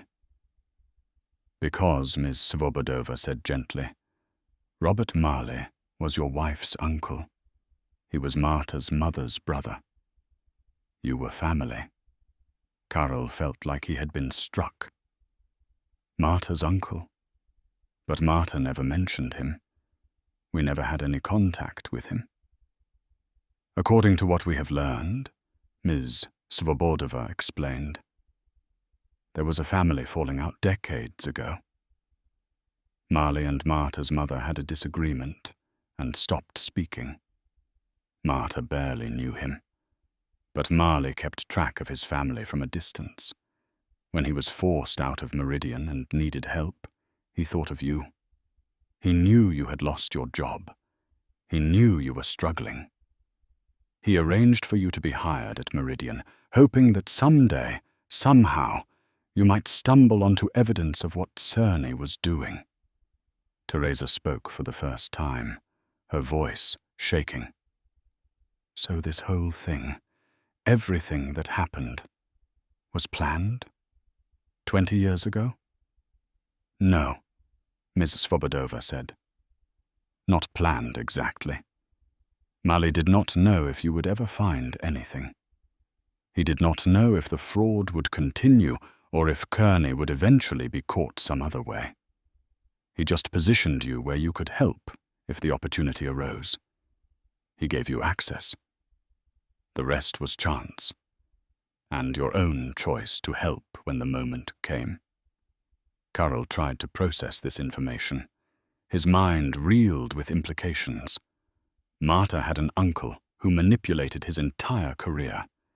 Everything he thought was his own struggle, his own sacrifice, had been orchestrated by someone else.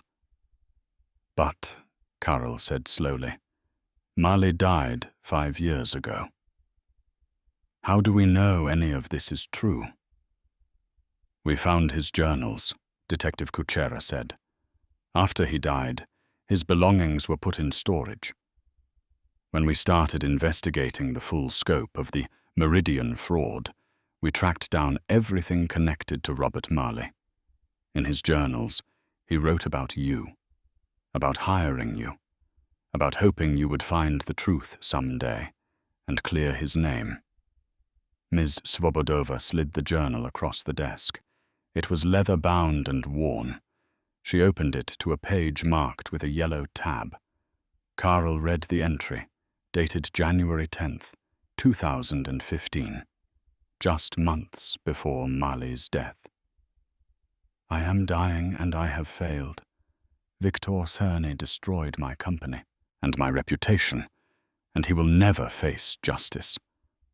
But I take some small comfort in knowing that Karol Novak still works at Meridian. He has been there for 20 years now, loyal and invisible. Perhaps someday he will see something.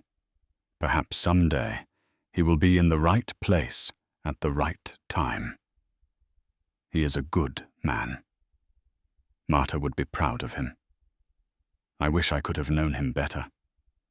I wish I could have told him the truth. But maybe it is better this way.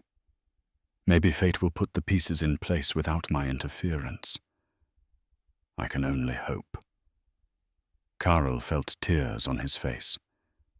This man, this uncle he never knew, had been watching over him for decades, had given him a job when he desperately needed one, had believed in him, had died hoping Karol would someday finish what he started. Does this change anything? Teresa asked, looking at the prosecutor. Does it affect the case? No, Ms. Svobodova said. The evidence you provided is still valid. The crimes still happened. The executives will still go to prison. But I thought you both deserved to know the full story. What you did was not random chance. It was the culmination of a 20-year effort by a man who was wronged and who never gave up seeking justice. Even after his death, Robert Marley found a way to expose the truth. Karl looked at Marta's photograph, which he always carried in his wallet. He thought about the invisible threads that connected lives, the way small decisions rippled through time. Marta had never known her uncle was watching over them.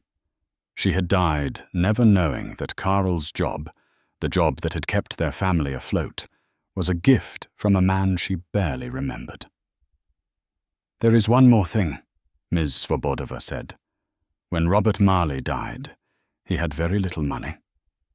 But he did have a small life insurance policy. In his will, he left it to you, Karl. 50,000 crowns.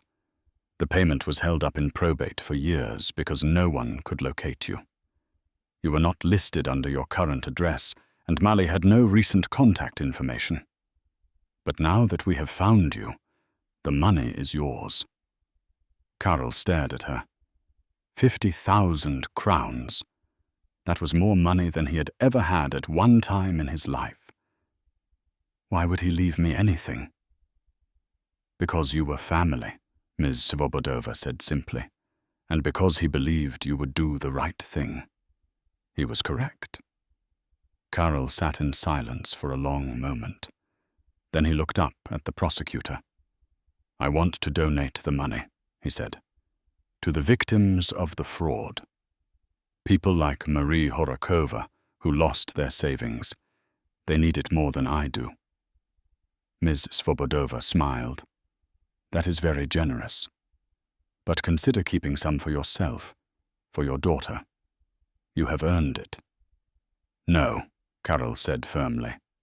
"Robert Marley spent his life fighting for justice. He died before he could see his name cleared.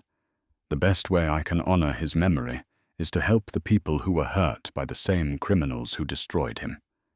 Give the money to the victims. All of it." The room was quiet. Then Teresa reached over and squeezed Karl's hand.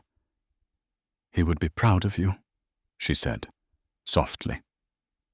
After leaving the police station, Karl walked through the city for hours, his mind full of revelations. The cold evening air helped clear his thoughts. He thought about Robert Marley, a man he barely remembered, who had shaped his life from the shadows. He thought about the strange way destiny worked, how a job taken out of desperation became the instrument of justice decades later. He thought about Marta and wished he could tell her about her uncle, about the sacrifice he had made for them. When he finally arrived home, he called Anna and told her everything. She listened in amazed silence. "So your whole job," she said finally, "was because of Mama's uncle? Someone we never even knew?" "Yes," Karl said. "Life is strange that way. Sometimes the things we think are random turn out to be part of a larger pattern. Sometimes invisible hands guide us toward our purpose." The trial of Victor Cerny and the other Meridian executives was scheduled to begin in 3 months. During that time, Karl's life transformed in ways he never anticipated. The revelation about Robert Marley had been made public, adding another layer to the already sensational story. Journalists called it the long con of justice, a dead man's final revenge against those who had wronged him. Karl found himself at the center of media attention he had never sought. News programs wanted interviews. Magazines requested photo shoots. A publisher approached him about writing a book. He declined most of these offers, uncomfortable with the spotlight after a lifetime of invisibility. But he did agree to speak at a few events, particularly those organized by consumer protection groups and fraud victim advocacy organizations. At one such event, a conference on corporate accountability, Karl stood before an audience of 300 people. He had never been comfortable with public speaking, but he felt he owed it to Robert Marley's memory to tell the story properly. He looked out at the sea of faces and began. "My name is Karol Novak," he said, his voice steady despite his nerves. "For 30 years, I cleaned floors in a building where powerful men made decisions that affected thousands of lives. I was invisible to them. They walked past me every day and never saw me. But I saw them. I heard their conversations. I witnessed their arrogance. And when the time came, when a young woman needed help exposing their crimes, I was in a position to act." He paused, gathering his thoughts. "I learned recently that my presence in that building was not an accident. A good man, wronged by the same criminals I helped bring down, had arranged for me to be hired decades ago. He died, hoping I might someday find evidence of their fraud. He never knew if his plan would work. He just positioned me where I could help if the opportunity arose." The audience listened in rapt silence. "What I want you to understand," Karol continued, "is that justice sometimes takes decades. Robert Marley fought for 20 years to clear his name and expose the truth. He died before seeing it happen. But his efforts were not wasted. He planted a seed that eventually grew into accountability. We cannot always see the fruits of our labor. We cannot always know if our struggles will lead to victory, but we must keep fighting for what is right, even when the outcome is uncertain." After the speech, people lined up to shake his hand, to thank him, to share their own stories of fighting against corruption and injustice. An elderly man told him about exposing safety violations at his workplace and being fired for it. A young woman described reporting sexual harassment and facing retaliation. A retired teacher talked about speaking up against misuse of school funds. Each story reminded Karol that courage came in many forms, that ordinary people faced these choices every day.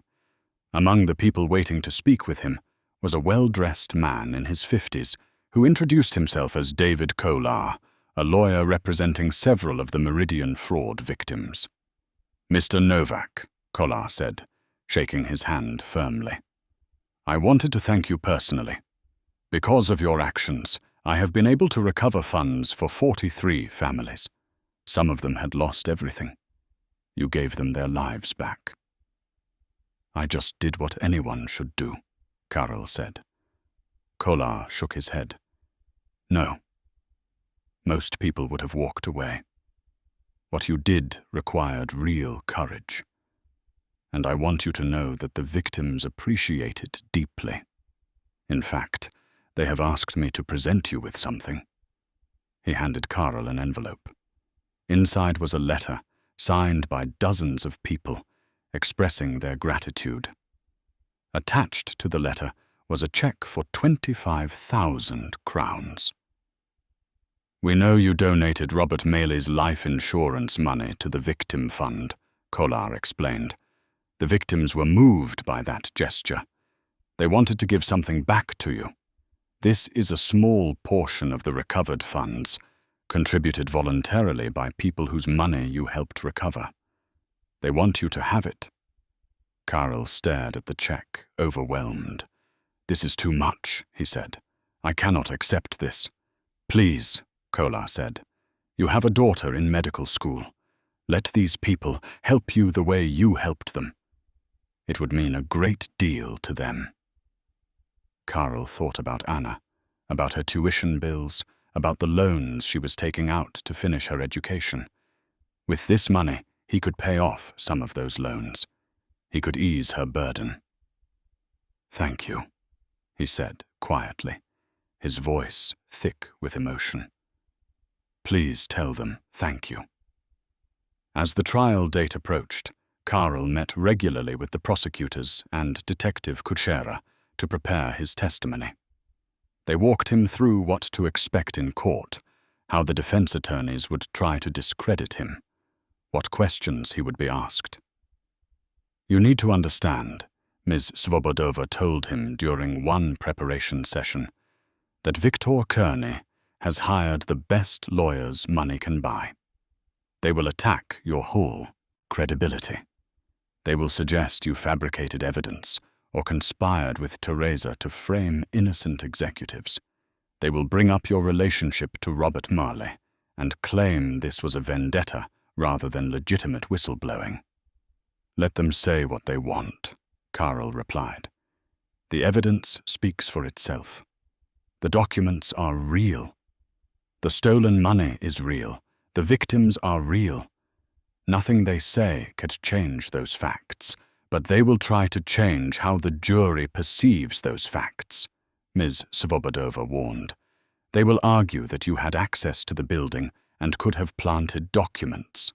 They will suggest that Teresa was a disgruntled employee seeking revenge. They will paint you both as liars and manipulators. Can they really convince people of that? Teresa asked. She had been included in the preparation sessions and would also testify at trial. When the evidence is so clear, they will try, Ms. Svobodova said. That is their job. Our job is to make sure the jury sees the truth. And the truth is that you two risked everything to expose massive fraud. The jury will see that courage. They practiced for hours, going over questions and answers, reviewing the timeline of events, examining the documents. Carl learned about courtroom procedure, about objections and cross-examination, about staying calm under pressure. He was nervous but determined. One evening, after a particularly long preparation session, Carl and Teresa went for coffee. They had developed a friendship through this ordeal, bound by shared experience. Are you scared? Teresa asked. About testifying? A little, Carl admitted. I have never been comfortable with attention. I spent my whole life trying to be invisible.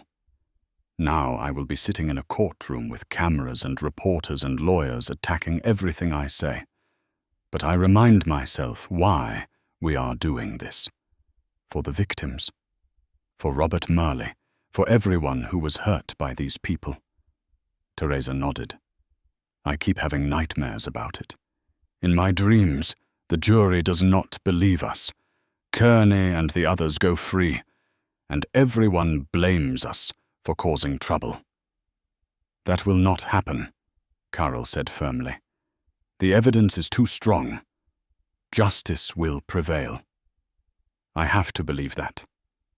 I want to believe it too, Teresa said. But I have seen powerful people escape consequences before.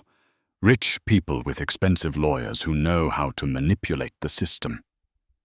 Then we make sure the system works this time, Carl said. We tell the truth clearly and completely. We do not let them intimidate us. We remember that we are fighting for something bigger than ourselves. They sat in comfortable silence for a moment, drinking their coffee and watching people pass by on the street. How is your brother doing? Carl asked. Teresa had mentioned that her younger brother was struggling in school. He is better, she said with a small smile. The publicity from all this actually helped. He was being bullied at school, kids saying terrible things about our family. But after the story came out, after people understood what I did, the bullying stopped. Some of his teachers even talked to the class about courage and doing the right thing. He told me he is proud of me now. That means everything. And your daughter? Teresa asked. How is Anna handling all of this? She is amazing, Carl said, his face lighting up. She called me last week and said her professors have been talking about the case in her medical ethics class, using it as an example of moral courage in the face of institutional wrongdoing. She said she tells everyone her father is her hero. I never thought I would hear those words. You earned them, Teresa said. The week before the trial, Carl received an unexpected visitor. He opened his apartment door to find a woman in her 70s standing there, leaning on a cane. Her face was lined with age, but her eyes were bright and alert. Yes, Karol said. Can I help you? Mr. Novak, the woman said. My name is Vera Malova. I was Robert Marley's sister. I came to thank you for clearing my brother's name. Please come in, Karol said, stepping aside. Vera entered slowly, looking around the modest apartment. She sat in the chair Karol offered and accepted a cup of tea. I read about everything in the newspapers, Vera said. About how my brother hired you, about how you helped expose the fraud. I wanted to meet you before the trial begins.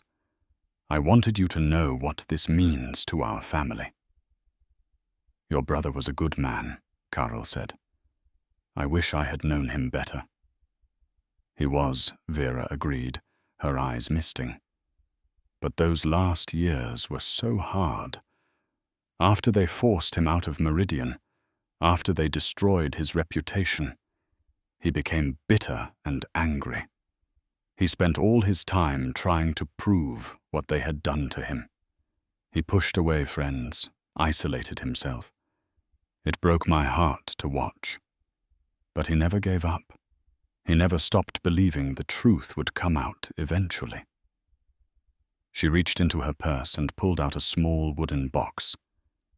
Before he died, she said, Robert gave me this. He told me that if anyone ever exposed the Meridian fraud, I should give it to that person. I think he always hoped it would be you, though he never said so directly. Karol opened the box. Inside was a medal, tarnished with age.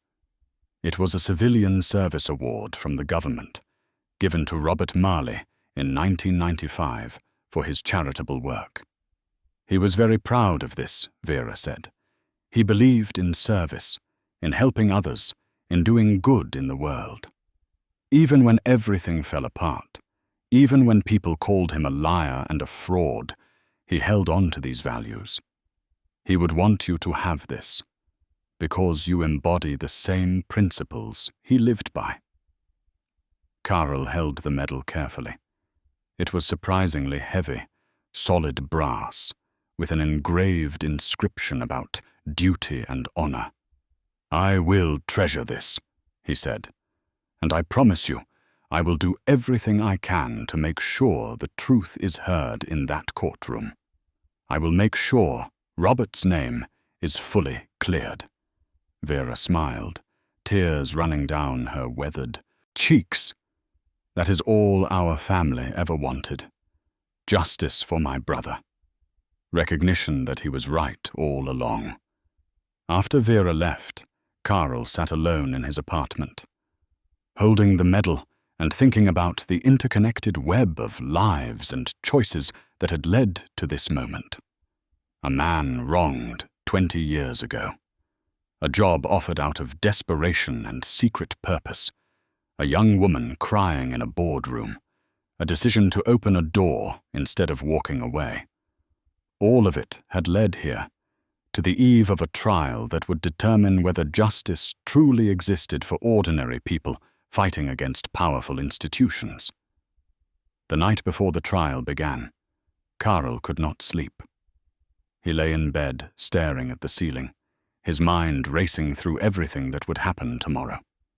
He would walk into that courtroom and tell his story. He would face Victor Cerny and the other executives.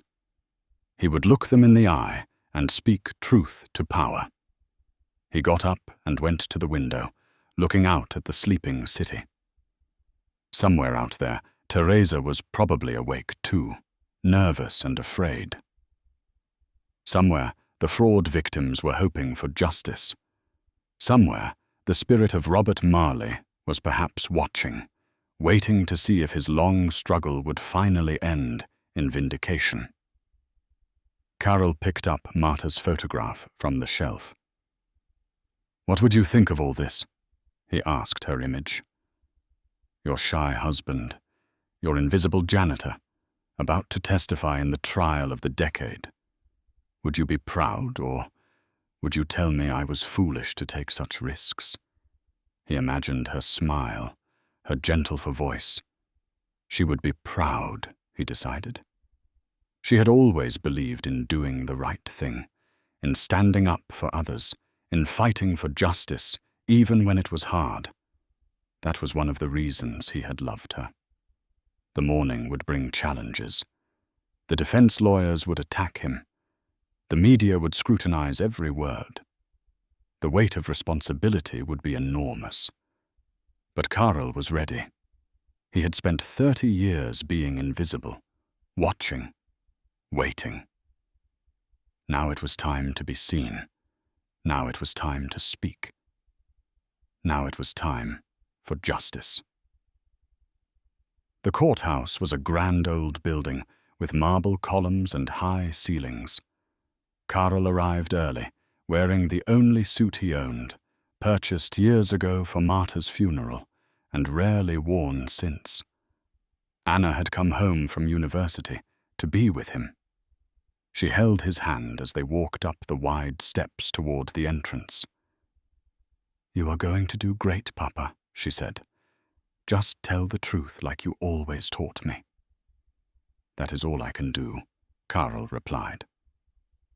Jakob met them in the lobby, along with Detective Kuchera and several of the fraud victims who had come to watch the proceedings. Marie Horakova, the elderly teacher whose interview Karel had seen on television, approached him with tears in her eyes. "Thank you for being here," she said, gripping his hands. "Thank you for fighting for us." "We are in this together," Karel told her gently. "All of us."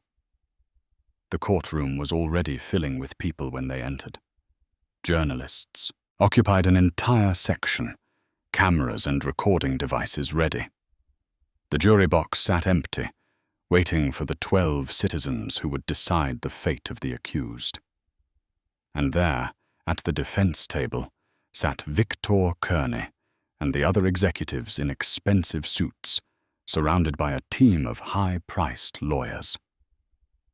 Kearney looked different than Karel remembered. Smaller somehow, diminished. His perfectly styled hair now showed more grey. His confident arrogance had been replaced by a tight, controlled expression. When his eyes met Karel's across the courtroom, there was a flash of something, anger perhaps, or fear. But he looked away quickly, turning to whisper to his attorney. The judge entered, and everyone rose. Judge Petra Novotna was known as fair but strict, a woman in her 60s with a reputation for running an orderly courtroom and showing no patience for legal tricks. She surveyed the packed courtroom with sharp eyes before taking her seat. The trial began with opening statements. The prosecutor, Ms. Svobodova, stood before the jury and laid out the case methodically. She described the fraud in clear terms, explained how the executives had stolen over 100 million crowns from trusting clients, detailed the offshore accounts and fake portfolios and elaborate cover-up. She spoke about Robert Morley, the founder who had been wrongfully forced out and who died seeking justice. And she told the jury about Karel and Teresa, two ordinary people who had risked everything to expose the truth. The evidence will show, she concluded, that these defendants engaged in a systematic, deliberate scheme to defraud hundreds of innocent people. They stole life savings. They destroyed retirements. They betrayed the trust placed in them. And they did it all for greed, for money, for personal enrichment. The evidence is overwhelming. The facts are clear. And justice demands that they be held accountable. Then the defense attorney stood, a sharp-faced man named Martin Baron, who was famous for getting wealthy criminals acquitted.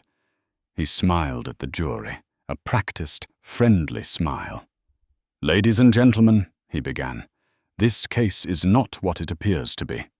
The prosecution wants you to believe a simple story of good versus evil. But the truth is far more complex. My clients are successful businessmen who built a thriving company and served their clients well for decades. Yes, there were some accounting irregularities. Yes, some investments did not perform as expected. But this was not fraud.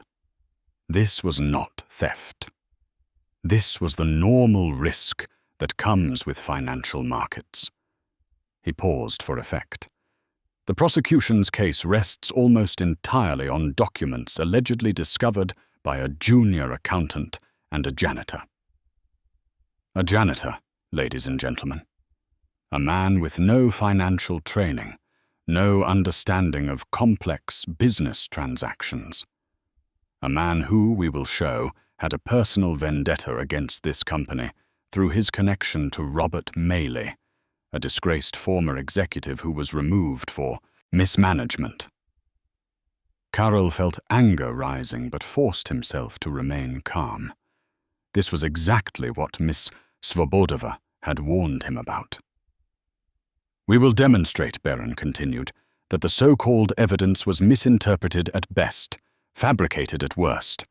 We will show that Karol Novak and Teresa Mahler had motive and opportunity to create false documents, and we will prove that my clients are innocent of these charges." The first day of trial consisted of technical testimony from forensic accountants and financial experts. Karol sat in the gallery and listened as they explained money flows and offshore accounts and shell corporations. It was complex and dense, but the message was clear. Money had been systematically moved out of client accounts into accounts controlled by the executives. The numbers did not lie. On the second day, Teresa was called to testify. Karol watched as she walked to the witness stand, her hands trembling slightly. She wore a simple blue dress and looked very young and vulnerable. Ms. Svobodova led her through her testimony gently, establishing her background and employment at Meridian. "Teresa," the prosecutor asked, "can you tell the jury what you discovered on the night of the 16th? Teresa took a deep breath and began to speak. Her voice was soft at first, but grew stronger as she continued. "I was working late, finishing a report. I accessed a file folder that I thought contained client portfolio data. But what I found was something else entirely. Internal memos discussing how to hide transferred funds. Spreadsheets showing the real account balances versus what clients were being told. Evidence of systematic fraud going back years." She described her shock and horror at the discovery, her fear about what to do, her decision to print the documents. And then she told the jury about Karol. I was crying in the boardroom, not knowing what to do. And this man I barely knew, this janitor who had worked at the company for 30 years, heard me and came to help. He did not have to get involved. He could have walked away and protected himself. But instead, he helped me protect the evidence and get it to the authorities. He risked his job, his livelihood, everything. Because it was the right thing to do. The cross-examination was brutal. Baron attacked her credibility, suggesting she was a disgruntled employee who had been passed over for promotion. He implied she had fabricated the documents to get revenge on the company. He questioned her motives, her judgment, her honesty. But Teresa held firm. She answered each question calmly, never wavering from her story. When Baron suggested she had been looking for a way to harm the company, she looked him directly in the eye. "I loved my job," she said quietly. "I was proud to work at Meridian. I thought I was part of something good, something that helped people. When I discovered the fraud, it broke my heart. I did not want to believe it. But the evidence was undeniable, and I could not stay silent, while innocent people were being robbed. The jury seemed moved by her testimony. Several members nodded sympathetically as she spoke. When she stepped down from the witness stand, she looked exhausted but relieved. On the third day, it was Karl's turn. He was called to the stand mid-morning after several other witnesses had testified about the documents and their authenticity. Karl walked to the front of the courtroom, acutely aware of every eye on him. He placed his hand on the Bible and swore to tell the truth. Miss Svobodova began with basic questions, establishing who he was and how long he had worked at Meridian. Then she asked him to describe the night he found Teresa in the boardroom. Karl closed his eyes for a moment, bringing back the memory. "I was cleaning the 11th floor," he said. "It was around 3 in the morning. The building was supposed to be empty. But as I approached the boardroom, I heard someone crying. At first, I thought I should just walk away. It was not my business, but the sound was so full of pain, so desperate. I thought about my own daughter, about what I would want someone to do if she were in trouble. So I opened the door. He described what he found, what Teresa told him, the decision he made to help her. I knew it was risky, he said. I knew I could lose my job or worse. But I also knew that if I did nothing, if I walked away, I would regret it for the rest of my life. Those people being defrauded, they deserved someone to stand up for them." Miss Svobodova held up a stack of papers. "Are these the documents that Teresa printed that night?" "Yes," Karl said. "Those are the ones I hid in my cleaning cart and later removed from the building. And are you certain these are the exact same documents, unaltered?" "Absolutely certain," Karl replied. "I protected them carefully. They went directly from Teresa's hands to my cart, to a secure location to the journalist and police. No one else touched them. No one could have altered them." "Your witness," Ms. Svobodova said, turning to the defense. Martin Beran stood slowly, studying Karl with cold eyes. He walked toward the witness stand with the confident stride of a predator approaching prey. "Mr. Novak," he began, his voice dripping with condescension, "you are a janitor, correct?" "That is correct," Karl said evenly. "No college education?" "No." "No training in finance or accounting?" "No." "In fact, you barely graduated from high school, did you?" "I completed my education," Karl said. "It was a different time. Times were hard. And yet," Beran said, "you expect this jury to believe that you understood the complex financial documents you allegedly found, that you recognized fraud when you saw it." "I did not need to understand the complex details," Karl said calmly. "Teresa explained it to me. She is an accountant. She understood what the documents showed. I simply believed her and helped her protect the evidence." Beran smirked. "How convenient. So you just blindly trusted a young woman you had never met before? A woman who was clearly upset and possibly unstable?" "I trusted her honesty," Karl replied. "I saw genuine fear and moral distress in her. I heard her explain what she'd found, and I made a choice to help." "That does not sound very wise, does it?" Beran said.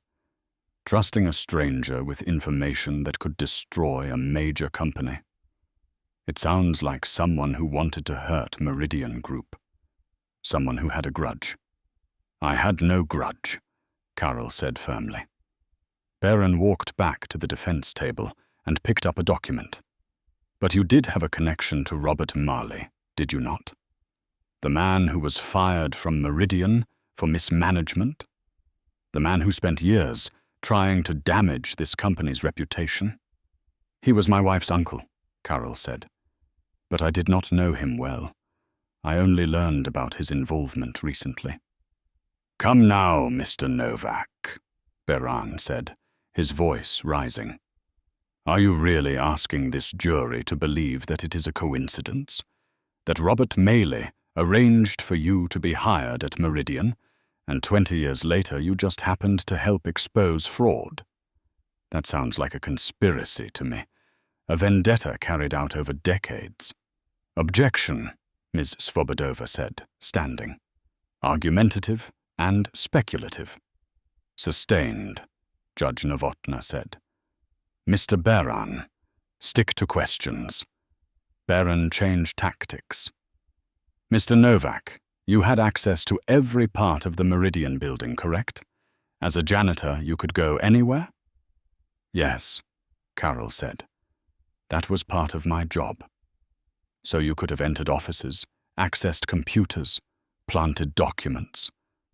I could have, Carol admitted. But I did not. How do we know that? Baron demanded. How do we know you and Ms. Mahler did not fabricate these documents to frame my clients? Because the documents have been verified by forensic experts, Carol said. They match the company's internal systems. The transactions are real. The offshore accounts exist. The stolen money has been traced and recovered. Those are facts that cannot be faked. Baron pressed on for another 30 minutes, attacking Carl's credibility from every angle.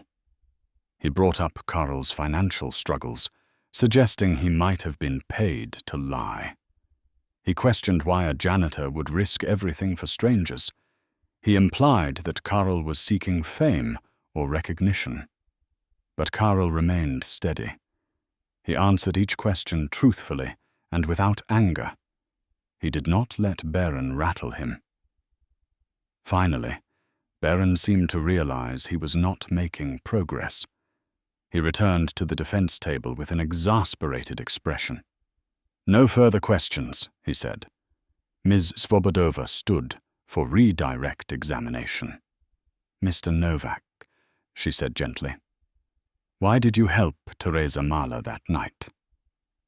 Carl thought about the question. Because she needed help, he said simply. Because innocent people were being hurt.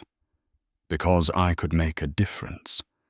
I spent 30 years being invisible, being overlooked. But that night, my invisibility became my strength. I could help without anyone noticing. I could do the right thing. And did you receive any money or benefit for your actions? No, Carol said. I lost my job, actually. Meridian fired me once the scandal broke. They claimed I violated confidentiality policies. I have been unemployed for 3 months now. And knowing that, knowing you would lose your job and face these attacks on your character, would you still make the same choice? Without hesitation, Carl said, every single time. Because some things matter more than a job or comfort or safety. Justice matters. Truth matters. Standing up for people who cannot stand up for themselves, that matters. When Carl stepped down from the witness stand, the courtroom was silent. He walked back to his seat next to Anna, who squeezed his hand tightly. You were amazing, Papa, she whispered. Over the next week, the prosecution called more witnesses. Financial experts explained how the fraud worked. Victims testified about losing their savings. Police investigators described tracing the stolen funds. With each witness, the case against the executives grew stronger. The defense tried to create doubt, suggesting alternative explanations for the financial irregularities, calling character witnesses who praised the executives as honest businessmen. But the evidence was overwhelming. The documents were authentic.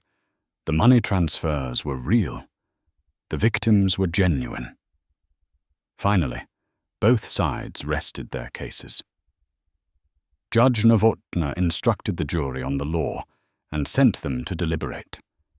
Carl and the others waited anxiously. The jury was out for 2 days.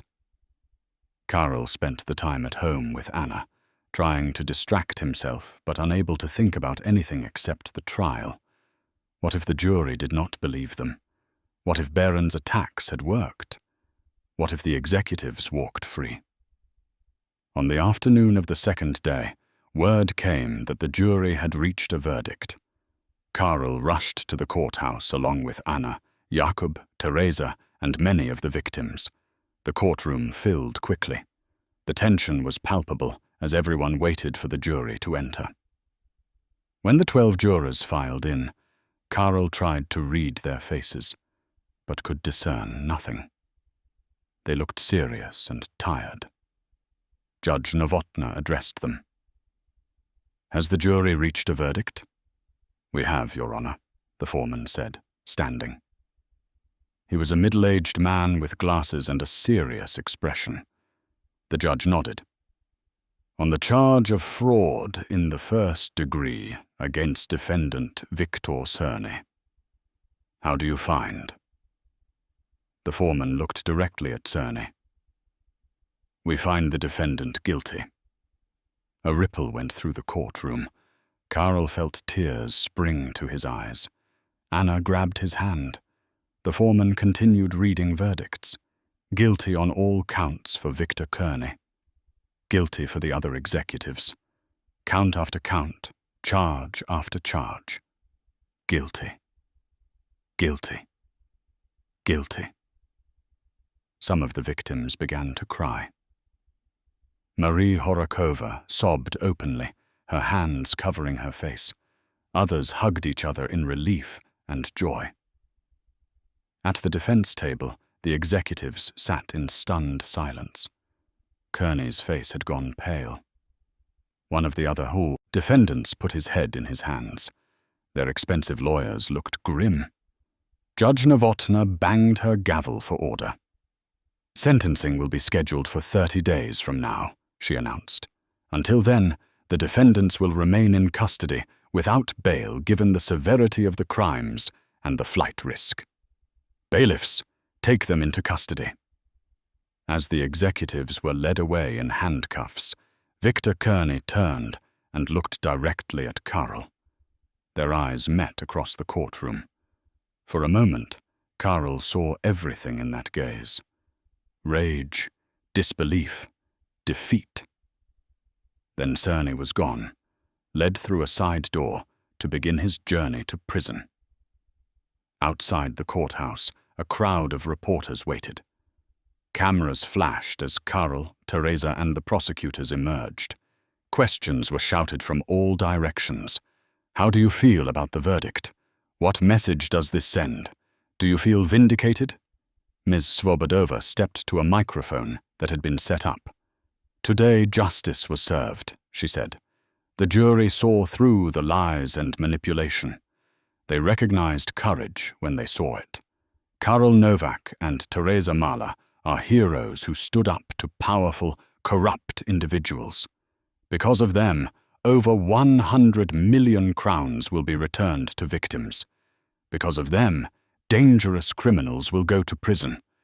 This is what happens when ordinary people refuse to look the way when they see wrongdoing." Karl was asked to speak.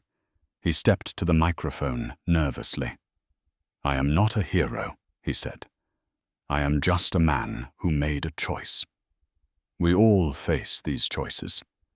When we see something wrong, we can stay silent or speak up. When someone needs help, we can walk away or step forward. I chose to step forward. I hope others will do the same when their moment comes." He paused, gathering his thoughts. "I want to dedicate this victory to Robert Marley, a good man who fought for justice for 20 years and died before seeing it achieved. His struggle was not in vain. His name is now cleared.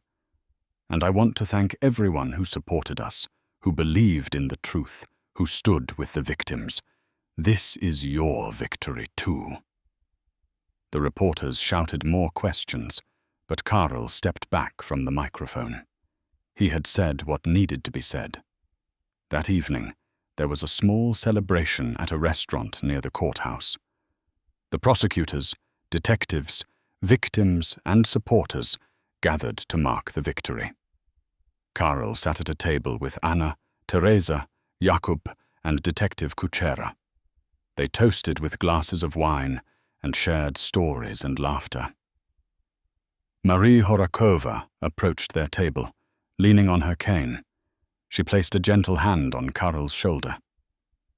"My grandson is 10 years old," she said. "Because of you, I will be able to help pay for his education. I will be able to leave him something when I am gone. You gave me back my future. You gave my family hope. Thank you will never be enough, but thank you."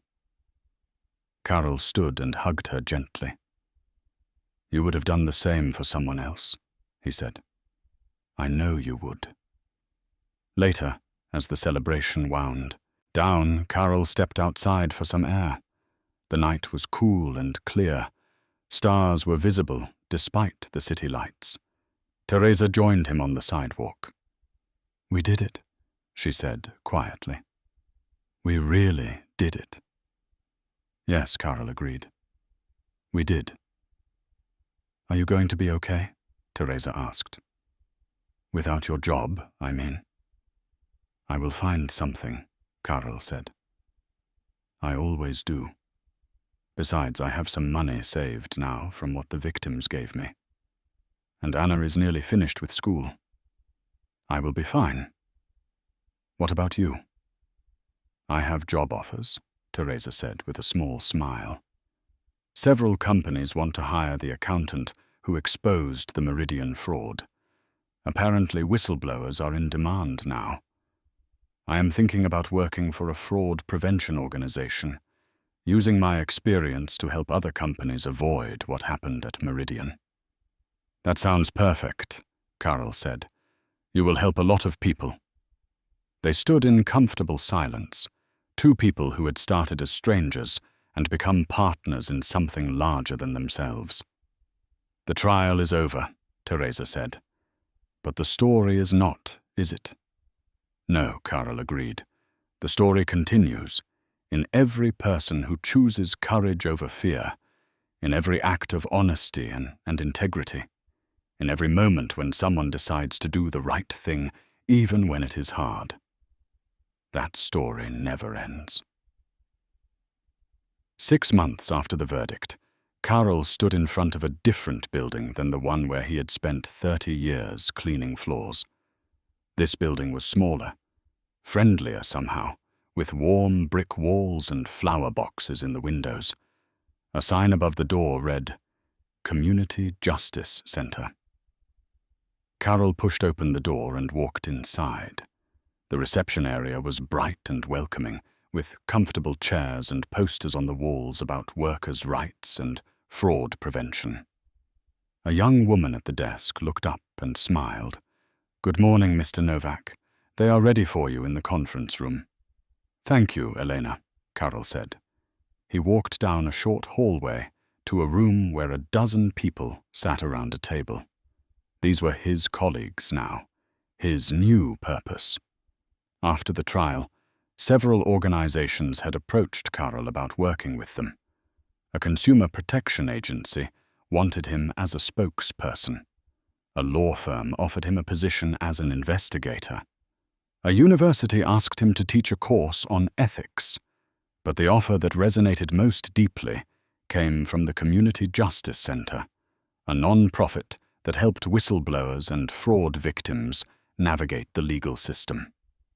They wanted Karol to counsel others who faced the same difficult choices he had faced, to guide people through the process of exposing wrongdoing, to be a voice of experience and encouragement. The work did not pay much, barely more than his janitor salary had. But it gave him something money could not buy. Purpose, meaning, the knowledge that every day he was helping people fight for justice. Today's meeting was with a group of workers from a construction company who suspected their employer was cutting safety corners to save money. They were afraid to speak up, afraid of losing their jobs, afraid of retaliation. Karol listened to their stories with patience and understanding.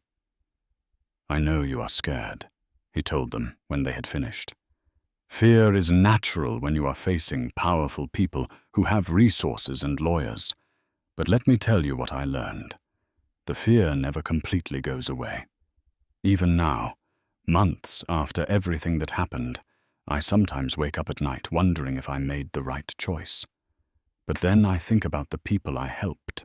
I think about families who got their savings back, about justice being served, about a dead man's name being cleared. And I know, deep in my soul, that I made the right choice." One of the workers, a young man with calloused hands, spoke up. "But what if we lose everything? What if we report the safety violations and nothing changes except we get fired?" "That is a real possibility," Karol said honestly. "I will not lie to you. Whistleblowing can cost you your job, your reputation, sometimes your relationships. But staying silent has costs too. Costs measured in injuries that could have been prevented, in lives that could have been saved. You have to decide which cost you can live with."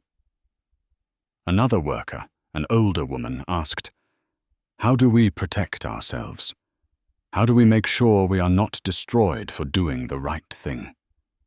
Karol spent the next hour walking them through the process. Document everything. Make copies. Find trustworthy allies. Contact the right authorities. Follow proper procedures. Protect yourself legally. And most importantly, do not do it alone. He gave them contacts for lawyers who specialized in whistleblower protection, for journalists who could tell their story, for government agencies that enforced safety regulations. He promised to be available if they needed guidance or support. By the end of the meeting, the workers looked less frightened and more determined. They shook Karol's hand and thanked him. One woman hugged him tightly. "You give us hope," she said. "You show us that ordinary people can make a difference." After they left, Karol sat alone in the conference room for a few minutes, thinking about the journey that had brought him here. From invisible janitor to public figure, from silent observer to active advocate. Life was strange in how it unfolded. His phone buzzed with a text message from Anna. She had graduated from medical school the previous month and was now starting her residency at a hospital. The message read, "Papa, I told my supervisor about you today. She said you are exactly the kind of ethical role model the medical profession needs. I am so proud to be your daughter." Karol smiled, his heart full. Everything he had been through, all the fear and risk and struggle, was worth it for messages like this. That evening, Karol attended a commemoration ceremony at the courthouse. A plaque was being unveiled to honor Robert Marley and his decades-long fight for justice. Vera Malova was there, now using a busulk, wheelchair, but still sharp and spirited. Several of the fraud victims attended, including Marie Horakova. The media was present, though the crowds were smaller than they had been during the trial. The ceremony began with speeches from city officials and legal advocates. They praised Robert Marley's perseverance, acknowledged the importance of the case, and discussed reforms being implemented to prevent similar frauds in the future. Then Karol was asked to speak. He approached the podium slowly, still not entirely comfortable with public attention. He looked at the plaque, which bore Robert Marley's name and the dates of his life, along with an inscription, "A man who never stopped fighting for truth and justice." "I never met Robert Marley," Karol began. "Not in any meaningful way. He was a stranger who changed my life from the shadows, who positioned me where I could help even though he would never see the results. That kind of faith in the future, that kind of commitment to justice beyond one's own lifetime, is rare and precious. He paused, looking at the faces in the crowd. Robert Mailey teaches us that justice is not always immediate. Sometimes it takes years, even decades. Sometimes the people who start the fight do not live to see it finished. But that does not mean the fight is not worth having. Every act of courage, every stand for truth, every refusal to accept wrongdoing, these things matter. They accumulate over time. They build towards something larger. After the ceremony, people mingled in the courthouse lobby. Jakob approached Karol with news. "I wanted you to know," the journalist said, "that the article I wrote about the Meridian case won a National Journalism Award, and I have been contacted by 3 other whistleblowers who were inspired by your story to come forward about fraud at their companies. The impact of what you did keeps spreading." "That is good," Karol said. "That is how change happens. One person inspires another, who inspires another. Ripples spreading outward." Teresa was there too, looking professional and confident in a business suit. She had taken a job with the Financial Crimes Prevention Agency and was thriving in her new role. "We are working on new regulations," she told Karol excitedly. "Stronger oversight of financial companies, better protections for whistleblowers, more severe penalties for fraud." The Meridian case changed the whole landscape. Legislators are actually listening. As the evening ended and people began to leave, Karol found himself standing alone before the plaque honoring Robert Mailey. He thought about the interconnected web of choices and chances that had led to this moment. A man fired unjustly, a job offered to a desperate worker, a young woman discovering evidence of fraud, a decision to open a door instead of walking away. All of it had mattered. All of it had led somewhere. "Thank you," Karol said quietly to the plaque, to the memory of a man he had barely known. "Thank you for believing I would do the right thing." I hope I honored that belief. Walking home through the city streets, Karol passed the Meridian building. It stood dark and mostly empty now. The company had been dissolved, its assets sold to pay restitution to victims. New tenants were moving in, honest businesses that would hopefully treat their clients with integrity. Karol stopped and looked up at the 12th floor, at the windows of the boardroom where this had all begun. He could almost see himself there, a grey-haired janitor pushing a cleaning cart, hearing the sound of crying, making a choice that would change everything. A younger man walking past noticed Karol staring at the building. "Are you okay, sir?" the man asked. "Yes," Karol said with a smile. "I am just remembering." "Remembering what?" "A moment when everything changed," Karol said. "A moment when being invisible became the most powerful thing I could be." The young man looked confused but nodded politely and walked on. Karol continued home to his small apartment. Inside, everything was familiar and comfortable. Marta's photograph still smiled from the shelf. Robert Marley's service medal sat in a place of honor on the bookcase. Newspaper clippings about the trial were tucked into a drawer, mementos of an extraordinary chapter in an ordinary life. Karol made tea and sat at his kitchen table, the same table where he had sat thousands of times before. But he was not the same man who had sat here a year ago. He had discovered something important about himself, about his capacity for courage, about the difference one person could make. The phone rang. It was a number he did not recognize. "Hello?" "Mr. Novak." This is David Pesek. I work at a pharmaceutical company. I found evidence that we have been overcharging hospitals for medicine, charging them for expensive drugs, but delivering cheaper alternatives. People could be getting sick or dying because of this. I read about what you did, and I thought maybe you could help me figure out what to do. I am terrified, but I cannot stay silent. Carol sat up straighter, his mind already shifting into the mode of counselor and guide. "Tell me everything," he said. "Start from the beginning." And so it continued. The story that had started with one janitor and one accountant exposing one fraud rippled outward, inspiring others, creating change, proving that ordinary people possessed extraordinary power when they chose to use it. Karel Novak had spent most of his life being invisible, overlooked, dismissed as unimportant.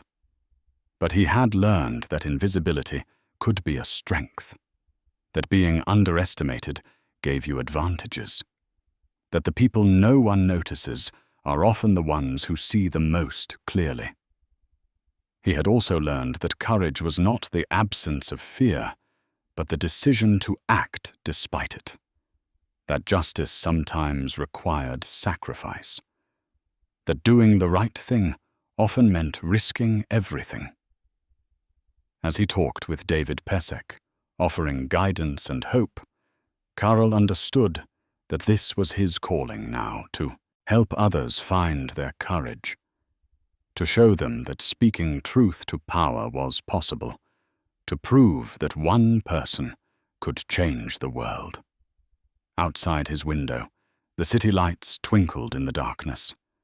Somewhere in those buildings, in those offices and boardrooms, other people were facing their own moments of choice. Would they speak up or stay silent? Would they act or walk away? Would they risk everything for what was right? Karel could not make those choices for them, but he could be there when they reached out. He could share his story. He could light the way. And maybe, just maybe, that would be enough. The invisible janitor who had changed everything was invisible no more. But the lessons he had learned in those long years of quiet observation, of patient work, of humble service, those lessons remained. True power did not come from wealth or position or status. It came from character, from integrity, from the simple, profound decision to stand up for what was right, no matter the cost. That was the legacy of Robert Marley, passed down to Karel Novak, now being shared with countless others. A legacy not of money or fame, but of courage and conscience. A legacy that would outlive them all, inspiring generations to come to choose justice over comfort, truth over silence, courage over fear. And in his small apartment, drinking tea at his kitchen table, helping another frightened whistleblower find the strength to do what was right, Karel Novak smiled. He had found his purpose. He had found his voice. He had found his way to matter. The invisible man had become unforgettable.